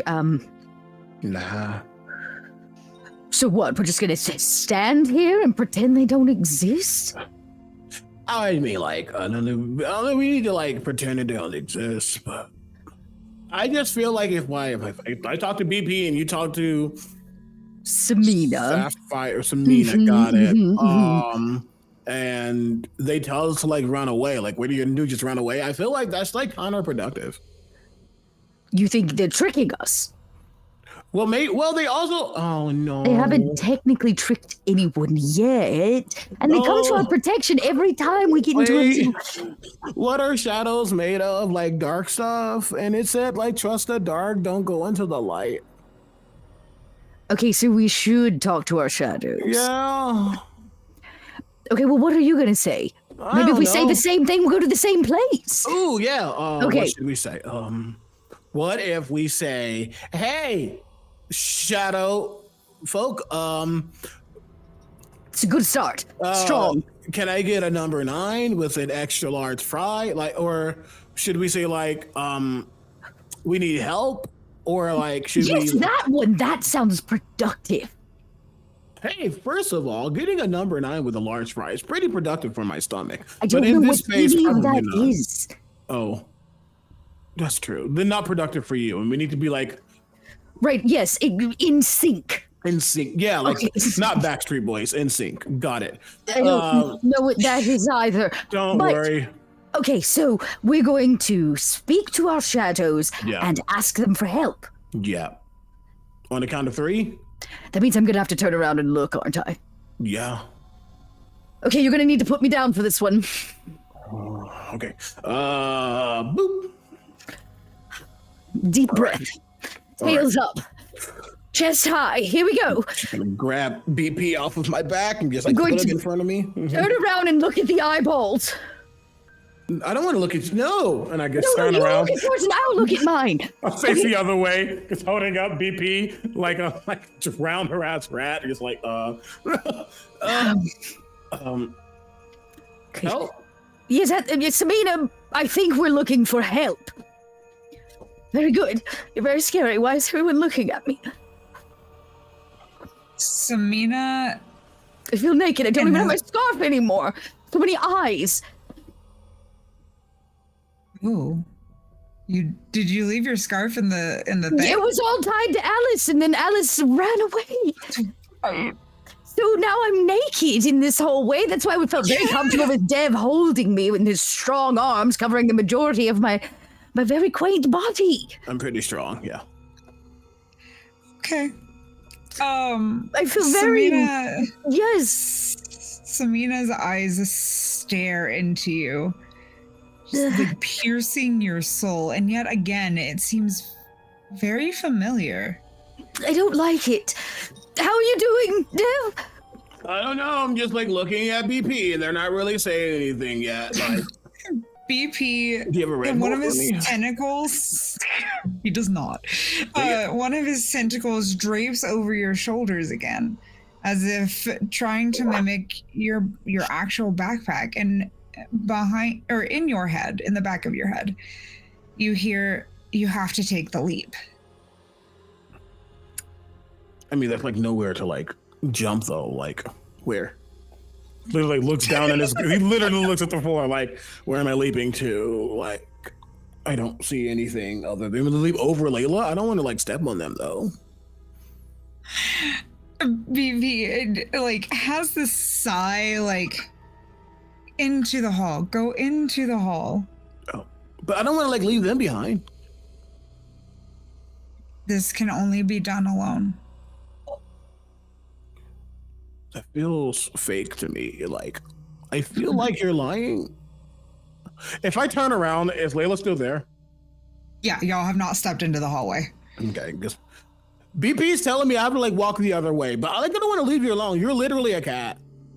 Sabina, you do know what help means. What do you want? Why are you staring at me? She stares longer, but in the back of your head, she's like, "We have to go see the queen." Yes, we can't go see the queen. She's dead. Okay, are we sure we can trust these things, Dev? Yours is telling you to what, jump somewhere, and mine's telling me we have to go see the queen, and we Yeah, know. it's like telling me to do the time warp, but I feel like that's just like counterproductive as well. Okay, how about I escort you to your door, or Well, where you're going, I should said I have say. to do it alone, so I feel like I just feel bad. I don't want to like leave you like by yourself. Wait, I'll ask him, Samina, can Dev meet the queen? It must be done alone. Why is that always the answer? hold on. I feel like they all left and like they're not dead, and maybe this is like, you know, we've been talking about going home this entire time, and you said what's next. So if this is like what's next, then like, Okay. and he's going to reach behind and like start untying his bandana off of his head, and he takes it off and puts it around your neck. Oh, You look cold, but then I'll be with you a little bit. you clothed me. Okay, Dobby, calm down. I don't know who Dobby is. Is that like a yard cat? No, we Very don't care. barn. Either. Thank But you. I wanted you to be safe, and you seemed a little like rattled. And I am a little rattled. here's the thing: you're gonna go that way, and I'm gonna go this way, and like It's gonna be fine. Yeah, it's gonna be fine. Like we're cool, we're gelling. Yeah, we're super cool. Yeah. Okay, I run over and I butt your leg with my head. Yeah. You know. So, okay, I'm gonna turn back around and face Samina. And I was like, I know some of your eyes. As silly as it sounds, they are familiar to me. I never forget an eye. I don't know what I'm doing, Samina, so why don't you just point to the door and tell me which way to go, since you seem to know everything. She takes the shape of an actual cat. Oh. And walks in your shadow, almost slightly ahead of you so that you know where to follow. Okay. I will begin walking and look back just to make sure Dev is on his path, you know. The minute you put your paw into the hallway, Dev disappears. Well, lead on, Samina. Okay. Yeah. As Samina leads you, you will approach a door that looks like a tomb opening. As you approach, the air grows heavy with the weight of centuries, and a solemn reverence settles over the scene. The passage veiled in mystery and cloaked in the echoes of ancient betrayal. It resembles the entrance of the sacred tomb of the queen, and the door stands as a silent sentinel guarding the secrets of a queen whose demise was met with chilling indifference. I know those eyes. I know all those eyes. They didn't even shed a tear for her. It's like they didn't even care. The door is carved from the finest obsidian, and it looms imposingly. Its surface is etched with hieroglyphics that tell the tale of power, intrigue, and the cold hand of fate. Each stroke of the chisel seems to whisper of a queen wronged, a treachery woven into the very fabric of her reign.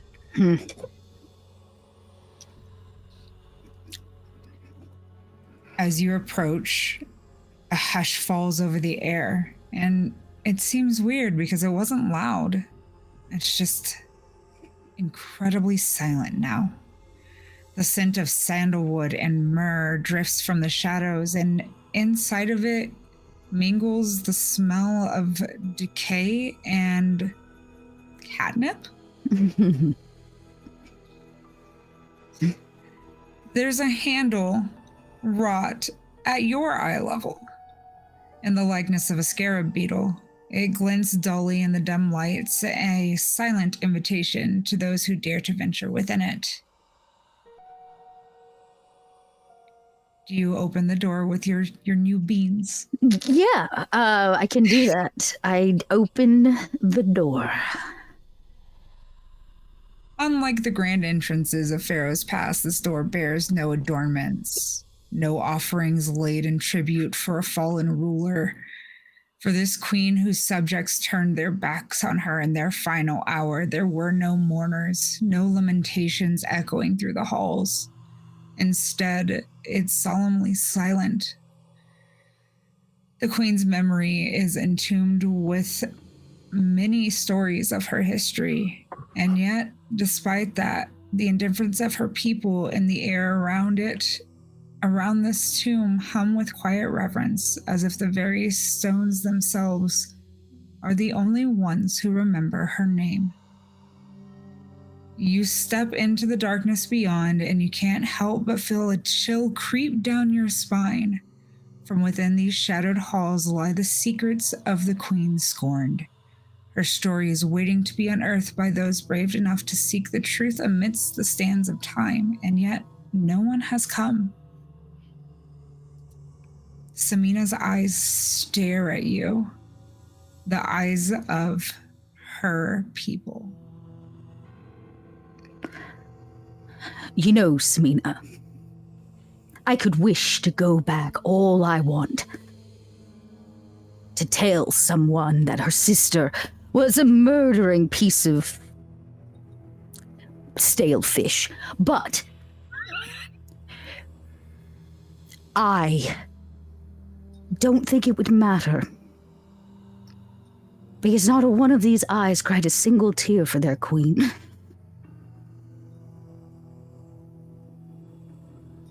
They don't even deserve to know the truth.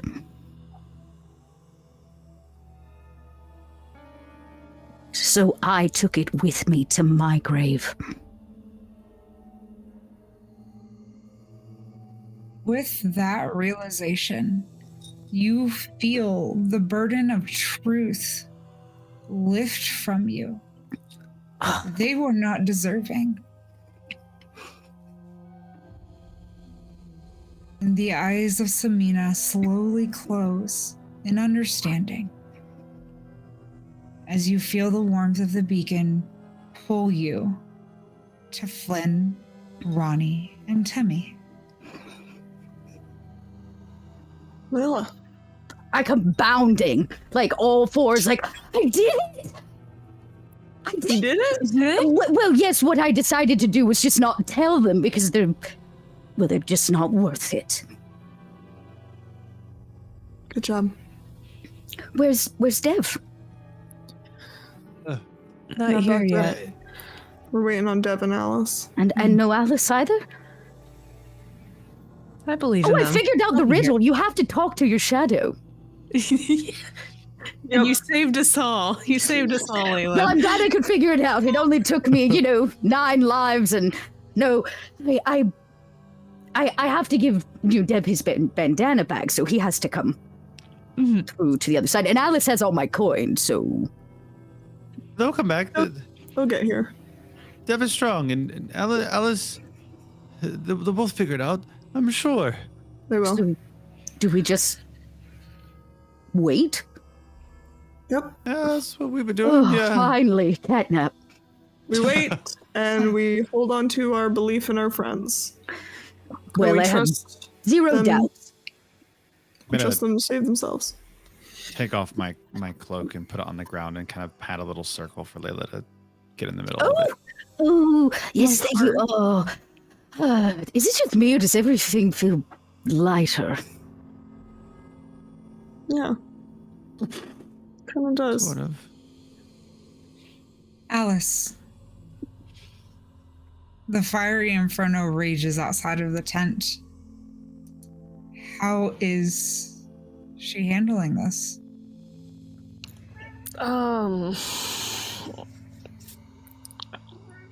Not well. The inability to get through to her brothers, the flaming wall in front of her,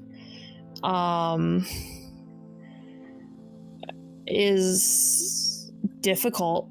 And in this particular moment, she feels incredibly helpless. Like she's not doing enough. If she were stronger, this would be easier. If she were smarter, she would have figured out a way to get past this. If she were more clever, maybe she could do something. And every trick and thought she comes up with in her brain is met with the same end. It is met with flames swallowing her whole, and the resounding thud of her brother screaming, screaming her name. She falls unconscious over and over and over again. As she falls unconscious for what seems like the millionth time, in the back of her head, Leah cackles and she digs her nails into your shoulders. It doesn't hurt because she's incapable of hurting you. But you're pulled to the beacon, still bearing the weight of the burden of not being able to save them. And you are surrounded by Flynn, Ronnie, Layla, and Temmie. Mhm. Oh, it worked! The waiting!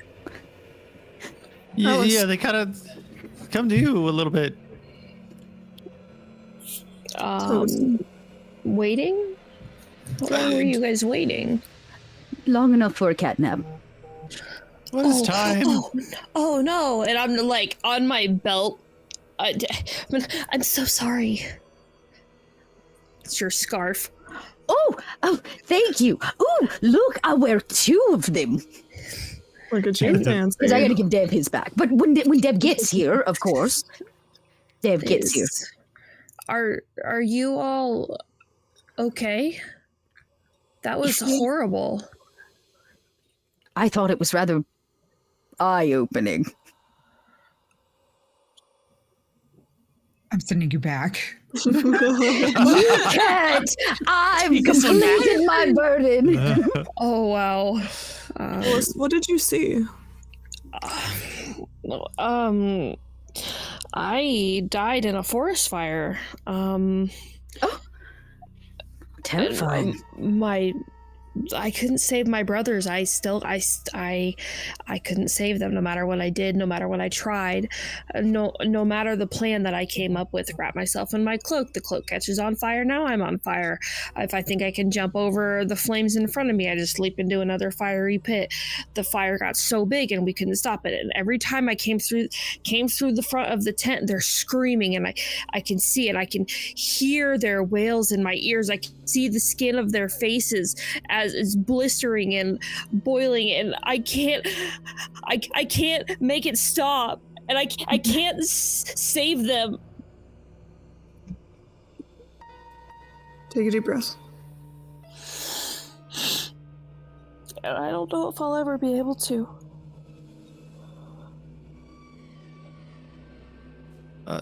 They're there.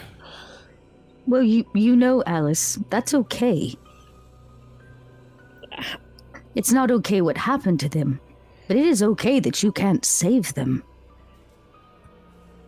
But I promised that I would save them. I was going to protect everybody. Nobody can protect everybody.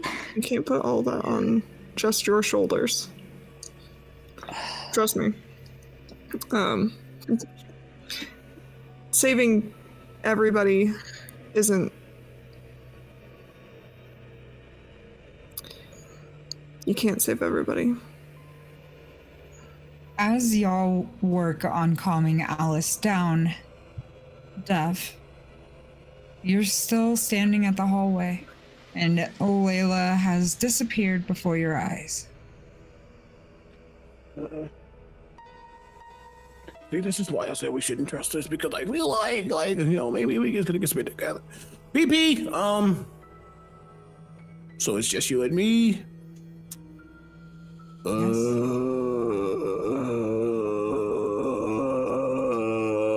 Okay, all right, just gotta make one step. Why am I so scared? I'm like never scared. Like I'm not scared. I'm like the devil. Like this is who I am. Like I'm like big bad. Any thrill, guy can fight it. Like why is walking towards nothingness so worrisome for me? If you know where I need to go, BP, I guess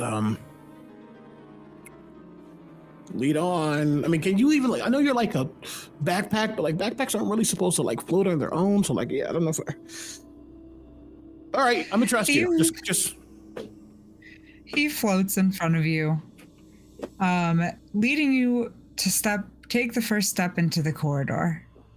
I can't like. This is the only way. Step. And it disappears behind you. Oh, the no. barista shop, everything is gone. My coffee. Oh. You continue to walk. No. And through the hallway, your steps echo, and you're led to what appears to be an emergency exit on an airplane. It's a portal that's shrouded in mystery and peril. It mimics the familiarity of aircraft safety, which you know. And the door beckons with a false promise of escape. It's concealing within its metal frame the journey of an adventurer whose fate was sealed in the skies. Do you approach it? As I see the door, I think there's a level of like, definitely like pause, almost shock, because he hasn't seen anything like as real as his own home until now. Okay. BP, get back on my back, because like you're literally my backpack and like I can't, you know. He does. Okay, thanks. I don't know what's through here. Am I like gonna like, all right, you know what? We're here, we're queer. We're not gonna run into a deer. Let's do this. And he like takes the the door and just and pushes. All right. Around the door, the air crackles with a static charge of impending danger, a warning whispered on the wind to those who would heed its call. For within the metallic confines lies the final resting place of this adventurer whose quest for thrills led them to the edge of oblivion. Their fate is sealed by the leap into the unknown. As you push open the door, the void beyond rushes towards you, and you're in the air. And next to you is Jackson. A rush of wind greets both of you, pulling you ever closer to the earth below. And as you plummet towards the waiting ground, you can't help but wonder if this is a dream or if this is how both of you will meet your end. As you glance over at Jackson, you realize that his parachute is not opening. And you have one way to save him. You weren't supposed to be here. Like, this isn't. What are you doing? Wait, hold on. You wake up. You wake up. Like, breathe in. Close your eyes. Like, this isn't how this works. Like, it's just me. Like, you're not even. What are you doing here? He looks at you with those same eyes of fear that you have been seeing since you have joined the Ink. And nothing but silence. And like he like starts like, you can tell that he's like hyperventilating in the sky. Like he reaches out to hold Jackson. This isn't real. No, I was in that plane. I made the leap. You were on the ground. Why are you here now? See, if you're here, then that means were you? No, you couldn't have been on the. Hold on. And I'm gonna reach and grab BP and like try to like unlatch them like I would, and like hold myself in the air a little bit so I can like be on top of Jackson and like try to put BP onto them if possible. Like BP can't separate from you. Get off of me and help them! What is wrong with you? Like, no, we're not doing this. This is dumb. I hate this. He needs to survive. I'll be fine. I'll just wake back up. Like, no, get off of them now. In the corner of your eye, you see the glint of your ring. The one thing that has helped you many times in your journey through the Ink. It has the one capability to save your love.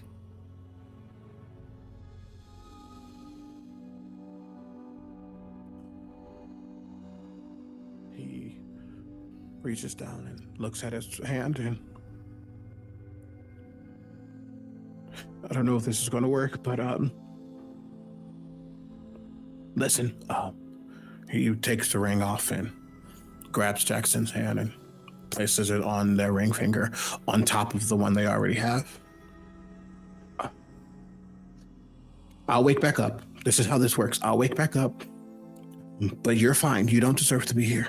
And I'm sorry for not listening. You told me not to go, and I didn't. I thought everything would be fine. I just didn't think,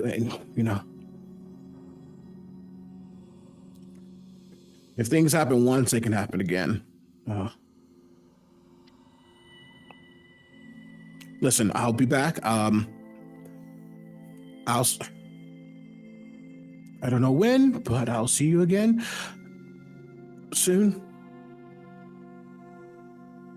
I'm sorry. And if I don't see you sooner than I want,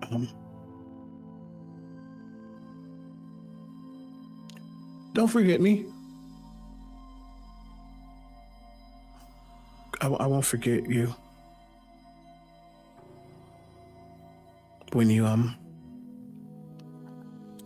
fly or when you just look up, just I'm always falling for you. And he's going to push Jackson off, and he's going to let himself plummet.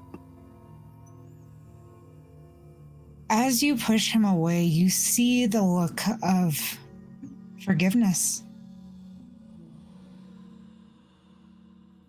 and love.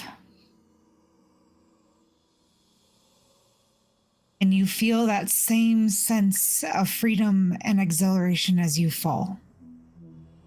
And in a way, you know that Jackson is waking in his own world from a dream. And he's smiling.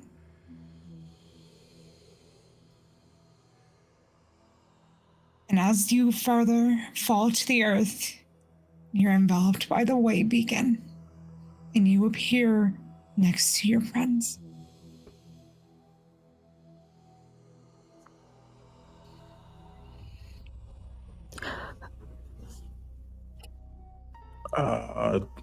Dev probably appears like on his knees, just looking down. Hey.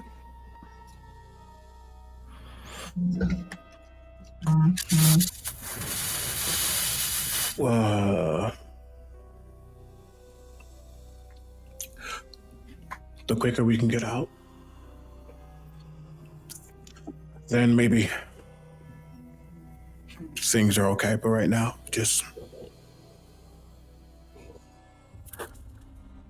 he's okay. He's okay. He'll be okay. I think Layla runs over, and because Layla has thumbs, Layla takes your bandana off, and she kind of ties it around like your ankle, right? Or like whatever, I can kind of reach your knee, just like back on your leg. She says, when I was scared and sad, this made me feel better. And I probably tightened it a little too tight because when was the last time I tied something? But I do I kind of tie it and I say, so, together. Once he sees Layla, I think he's just gonna scoop you up and just. Ooh. Yes, I'll begin purring. Let me tell you, those locals, they were all at the funeral. That was their eyes, their judgmental, dry eyes. Did they need to go to an eye doctor or something? No, it was a funeral. They were supposed to be crying. Isn't that how human emotion works?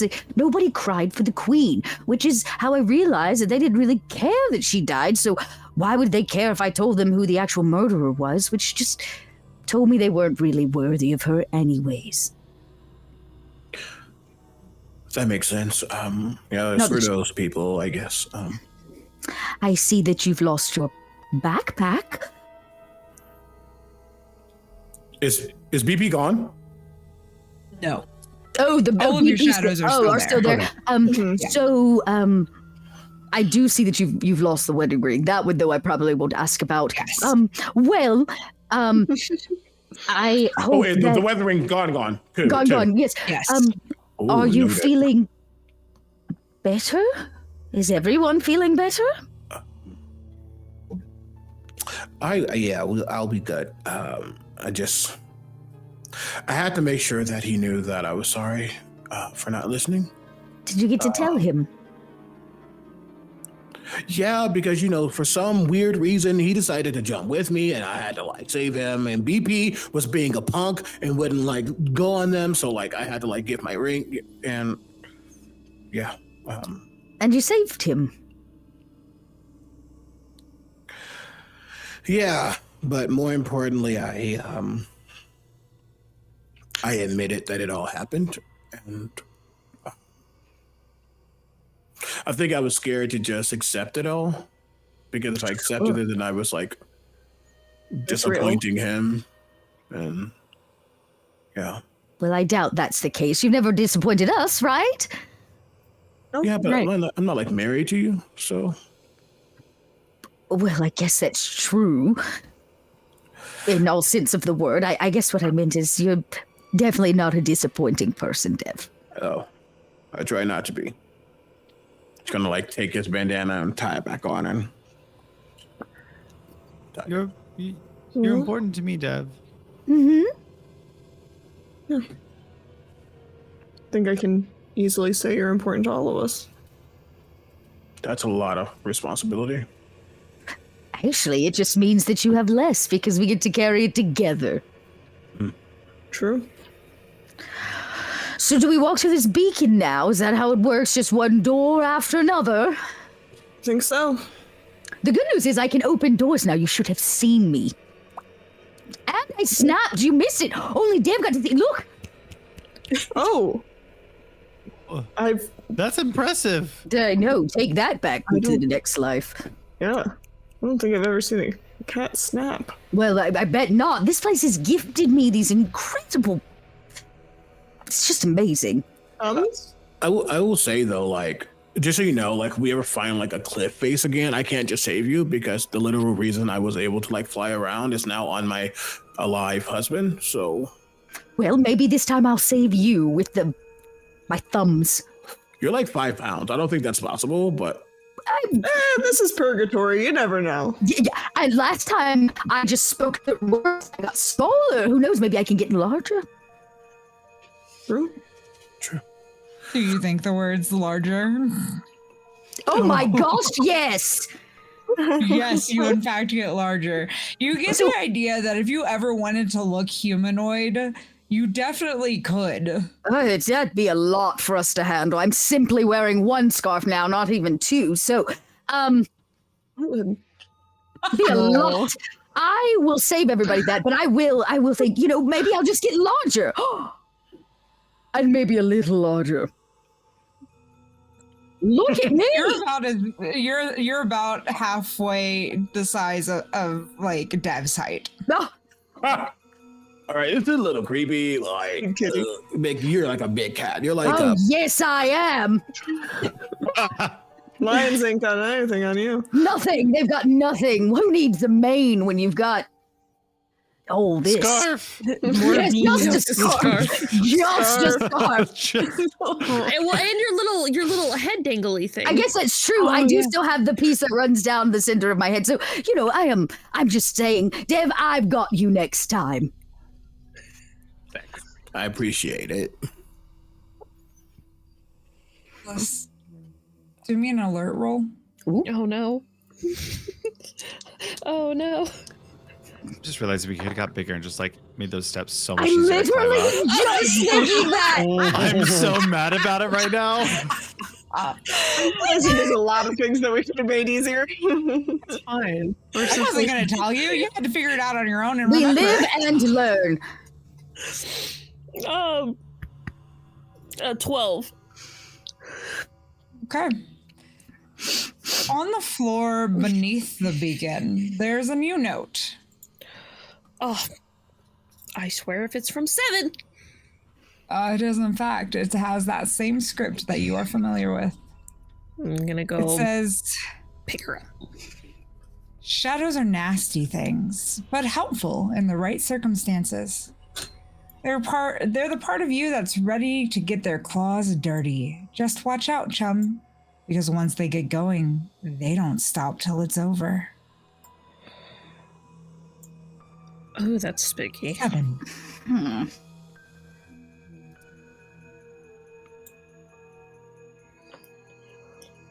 I think he's playing with us at this point. Is he? Because so far, he's kind of been right on the money. Just in the most ominous way possible. Right, just, under the guile of a riddle. So what, now we can't trust our shadows? I think there's no going back. Well, we knew that, Which, it's kind of the point, though, 3 right? caves ago. No, point is So- going forward. So through the beacon and into the end of all this? I suppose there's no other way forward. Well, shall we hold hands? I can do that now, too. Yeah, let's do it together. Like to do that. Can you walk on your hind legs without I your can when I'm this large. Look. Look at me. The mental image is rough. I can see it. So as you do that, The method acting. It's the Um, waddle. it's kind of like gives almost like the evolution form between cat and tabaxi. Yes, just sans every bit of hair. Oh, it's mid-animal. Very, very That's pink. Oh, Giving. New D&D character just dropped. but It's a hairless tabaxi. So as weird as it may be, I reach out to hold hands for the first time. I one to Dev and one to Alice, and we walk through the beacon if they'll allow. If not, then I'm still walking through upright because I got here. Now I'm staying till we get through. I'm gonna grab your I can't your bean because Yes. you've got to have big beans now. They're big beans now. I give my other big beans to Dev. Oh, yeah.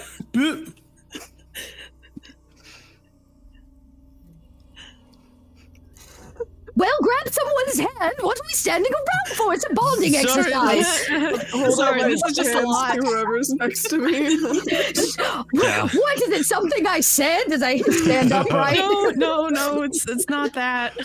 It's something I said. Well, Layla, you keep doing what you're doing, Okay. oh my stars. and I don't know who's next to me, but I'll hold out a hand to both of them. That was wild. I'll take a hand. All right. Let's go. We're off to see the wizard. Red Rover, send the giant hairless cat right over. I was about to say, yes, don't make me start clicking my heels together. Oh, that would be so painful. Yes, yes. Oh, We walk through the beacon. Walk through the beacon. I'm flexing. You're muted. Oops. As you walk yourself through the beacon, you find yourself in a new passage. It is not endless. It actually seems pretty pleasant. Y'all have returned to a realm of no color. There's no reds, greens, nothing like that. But you know you're on the right path. Do you continue down the tunnel or path? Yep. Okay. As you continue down the tunnel, I'm about to say, just thinking about what Alice said, though, just like definitely on the lookout, because if we're trying to like get rowdy and scary and stuff, then yeah. Actually, I'm sorry. Let me backtrack that a second. Because all of you technically died again, you all will gain shards. Oh, You've re-experienced your deaths. with the exception of Evelyn and Flynn. Or, I'm sorry, Ronnie and Flynn. Because you were already unburdened. Yeah. Sorry. So you each gain 2 shards. Oh no, we don't get shards, but we get to move on to the afterlife. Oh, whatever shall we do? As you step through the beacon, though, Flynn and Ronnie, you both realize that this is not a passage beacon. It is just a regular beacon, and that is why you are led into a new tunnel.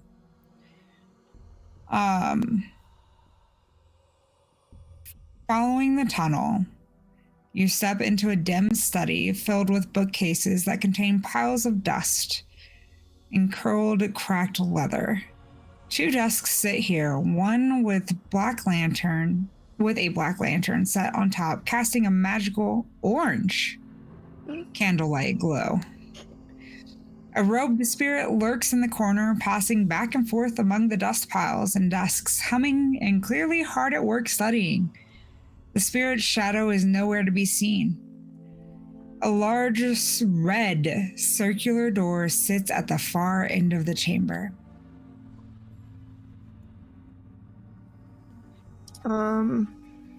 I would like to say to the spirit, are you the tomb keeper?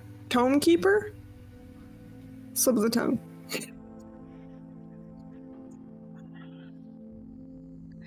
He ignores you, still moving back and forth. Alrighty. Did I steal the things from you? Because I'm sorry if I did.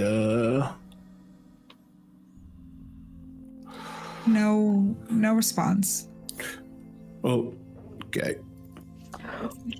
Well, I'm an upright, hairless cat, and I will speak to him and say, Sir, we're looking for the way. Can you point us? He looks over and seems to just look straight through you. It's as if talking to him is just not working. Okay, well, if an upright, hairless cat doesn't do it, he's not going to speak to us. Can I go up to the desk with the lantern and look at the things? So as you go to the desk, you'll notice that there's 2 elixirs on the desk. One, again, looks familiar. It is an elixir of flight. The other is unknown. There's 2 elixirs over here. An elixir of flight, and I don't know what this other one is. Well, I'm still full up from my bowl that I had to suck down so quickly, so I'm good, thank you. Anybody? I'm gonna walk over to the elixir of flight and grab it. Okay. Then wait a little bit.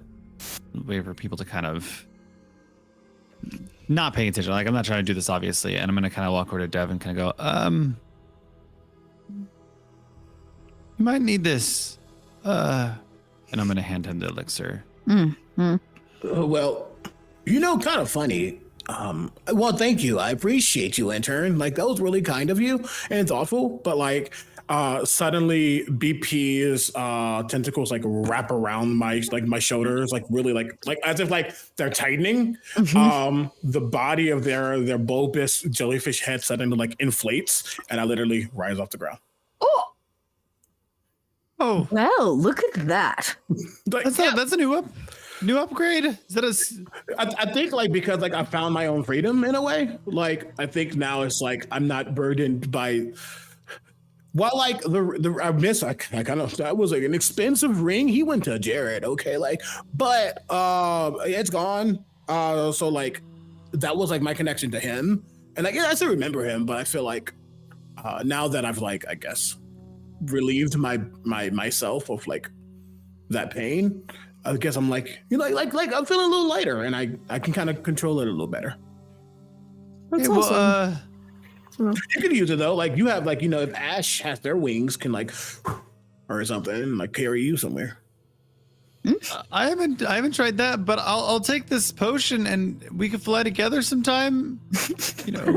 Yeah, totally. You could be like my Orville. I'll be Wilbur. No, wait. Yeah. I'll be Wilbur. You'll be. No, wait. Hold on. Who's older? Are they twins? Wait, I don't remember. I didn't pass that class. Don't worry about it. Okay. As long as you're happy, I'm happy. So, kind of like pats you and like goes like walks away again. Yeah.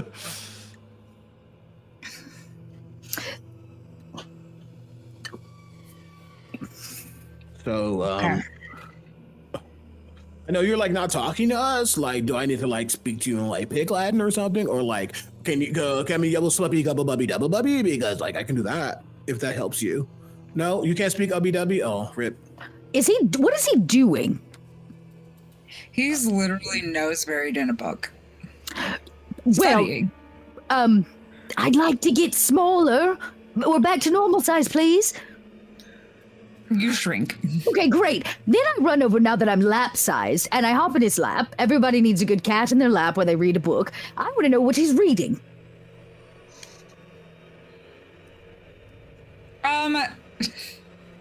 What he's reading on the front of the cover says The Journal of Seven the Psychopomp. I hop off of his lap and I come over and I say, I don't mean to alarm everyone, but that seems to be the psychopomp. Or at least he's reading something from the psychopomp. You were He's read on that his journal. lap, That's right? messed up. Sorry. Go ahead. Layla? You were on his lap? No, and yes, then I jumped did. off? I did crawl on his lap and then jump off again. Yes. Okay. As you jump off, Oh, okay, great. the tome keeper looks up and he's like, "Who are you?" Just a nobody lap cat. Who are you? He sits and he thinks, and he like has this puzzled look on his face, like he doesn't remember his name. They call me the Tome Keeper. Right. Well, they call me Layla. What are you doing here, Tome Keeper? Studying. For what?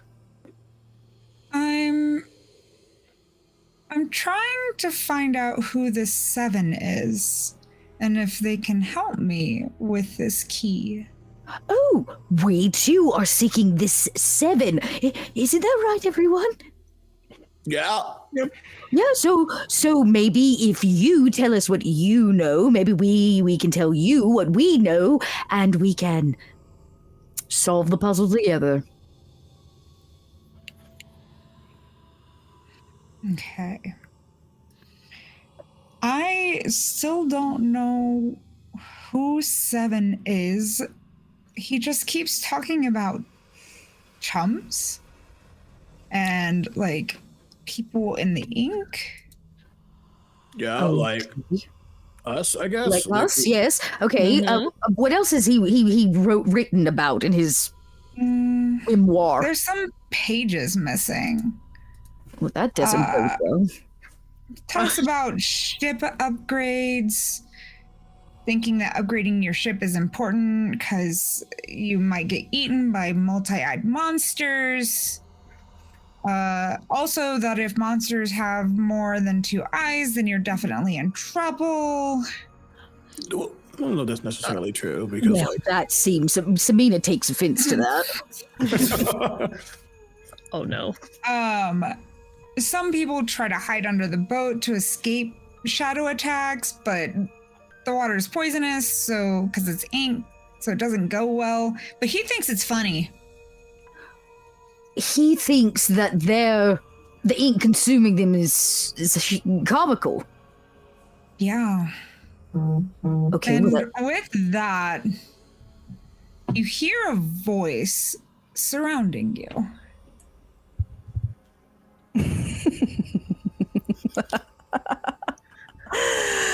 By Son of a and bitch. large, you spirits are pretty much the same. Sure, maybe one of you can climb a bit better or make a better shoe out of a spare skull lying around or whatever it is that you do for fun. But mostly you're just these floppy, slivering things. And you don't even have bones? Honestly, that kind of offends me. You know what? There's a name for you. Chum. That's it. That's what you end up in the end. But stay here long enough, and you'll lose yourself piece by piece by piece into those waters. And you'll dissolve in that very ink that you've been sailing through. Well, the thought of it always tickles my bones. Honestly, it's really funny. For me, obviously, but not so much for you, chum. This is a lot of aggression for someone we can't see. Like I'm feeling that. I don't really understand what we've done. I didn't have bones. I just stood upright. right? Have you seen my funny one? Like, it's right there.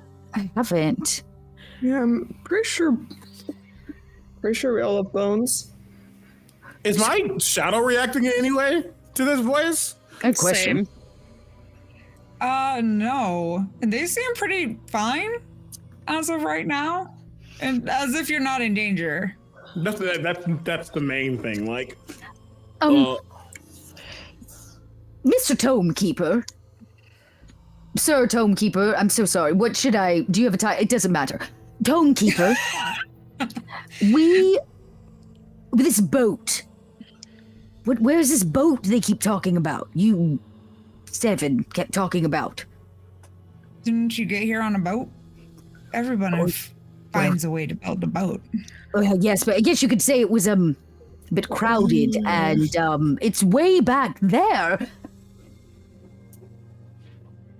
Pretty sure the boat's gone. Yeah. It seems like going backwards is never really an option in this place. So how do we? Is there a boat? Is that why you're just sitting here? I'm here to keep information about this key and what this Leviathan was, how it became stone. Yes, it seems that maybe Seven had a small obsession. They built an altar, a shrine in some way. no, Or was that Oh, you? no, I did That was you.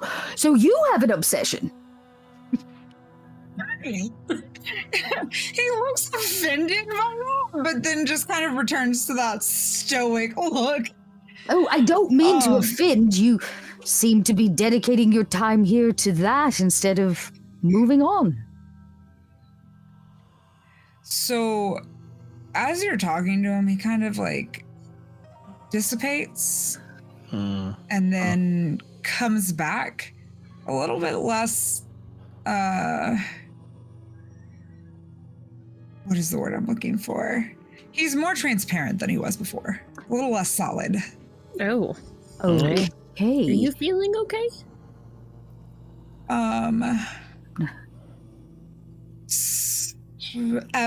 Ronnie, Yes. make me a alertness check. Yeah, I'm gonna go with alertness. 4. You don't know anything. Nope, I sure don't. I'm like, man, look, this guy sure is translucent. That can't be good. Does that happen often, Tomekeeper? He kind of fades out again and then fades back in. He's like, it's been a long time since I've had any shards. Well, don't fret. I have some spare ones right here in my cat-sized handkerchief. Can I give him some? As you attempt to give him one, it just disappears out of your paw and then back into your pouch. Well, I want to, if it makes a difference.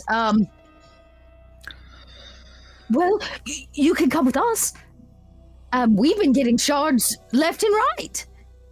Every time we pass through one of those beacons. Okay. He thinks about it for a second.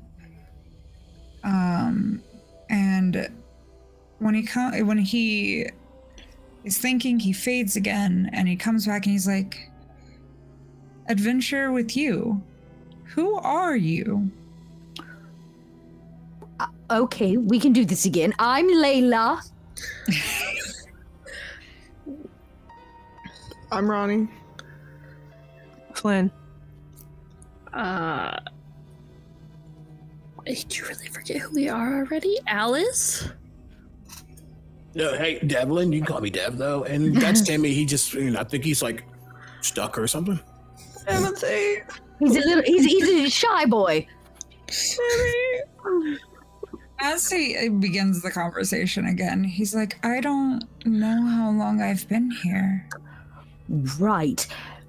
Well, deja vu? Anyone?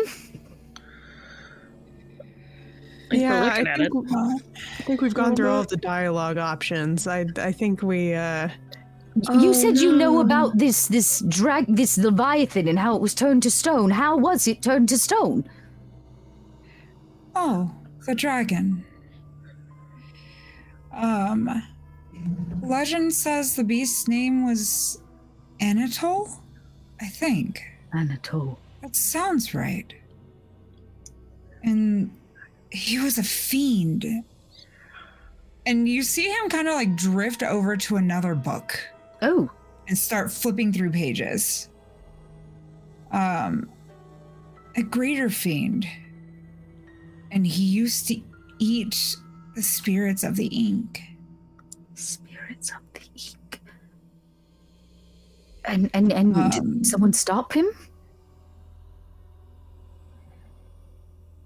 Some say that he was defeated by something more powerful, but he couldn't die. And they encased him in stone and froze him. But I don't, and he kind of fades again and runs off to another book. I don't remember the name. And that is where we will end today's session. Oh, okay. I almost threw my dice right in the air. Okay. See y'all next week. Goodness. Goodness. This session was amazing. Yeah. I'm glad y'all liked it. Well and done, all the Lily. trauma I gave you. It was really Beautiful. good. I really enjoyed this episode. Mm-hmm. This was You're good. muted, Randall. It's been a long day. Anyway, I was gonna say huge shout out to Layla and Jeff for getting rid of their burdens. Yeah, we have 4 out of 6 players relieved of their burdens. Feel the Okay. other two find relief. Stay tuned for the next week. Oh dear, I really hope y'all do. I'm not gonna lie. No. All right, y'all. Evelyn, Patreon patrons, please. Thank you to our patrons, Nolani B, Rebecca M, and Michael M, and Alicia W.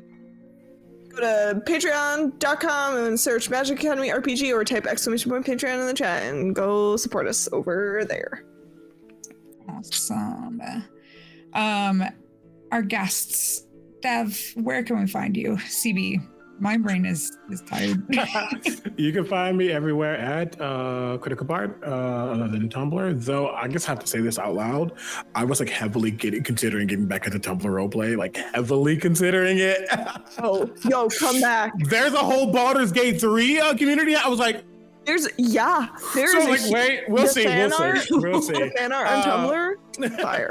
Either way, yeah, you can catch me everywhere at Critical Bart. I'm doing many things, including an upcoming podcast and other aspects. You can just find me, look at my socials and things, and that's me for now. Okay. Heck. Hey, yeah, hey everybody. You can find me all over the place at Sir Heckalot, including Twitch, Itch, Twitter, Instagram. I'm wherever. That's usually where I don't shut up about all the APs that I'm in. But also just to reiterate last week, even though Global Strike Week is over, the situation that's happening in Gaza is not. So keep going to places like ceasefiretoday.com and see what you can do, because there's still a whole lot that can be done out there. All right, and Dot. Hey friends, it's me, Dot. You can find me online as Little Red Dot, where they are found. I, by day, work over at Kobold Press, and I'm trying each week to highlight something new. So what did I do last week? The podcast? And the week before that, did I talk about the Fallout book? Yes. No, yeah, okay, great. So this time, let's talk about...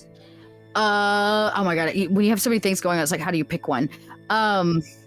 Oh, you know what? If you like heavy drama, you can check out my Saturday Vampire the Masquerade stream. My friends and I have been playing the same campaign for about 5 years, but we have a really deep political campaign set in Chicago. Come check it out.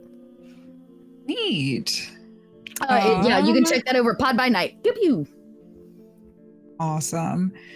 I think that is it. Randall, where are we rating out to tonight? Such a wonderful question. Let's see what we have in our list today. Do you want me to DM you a potential good one?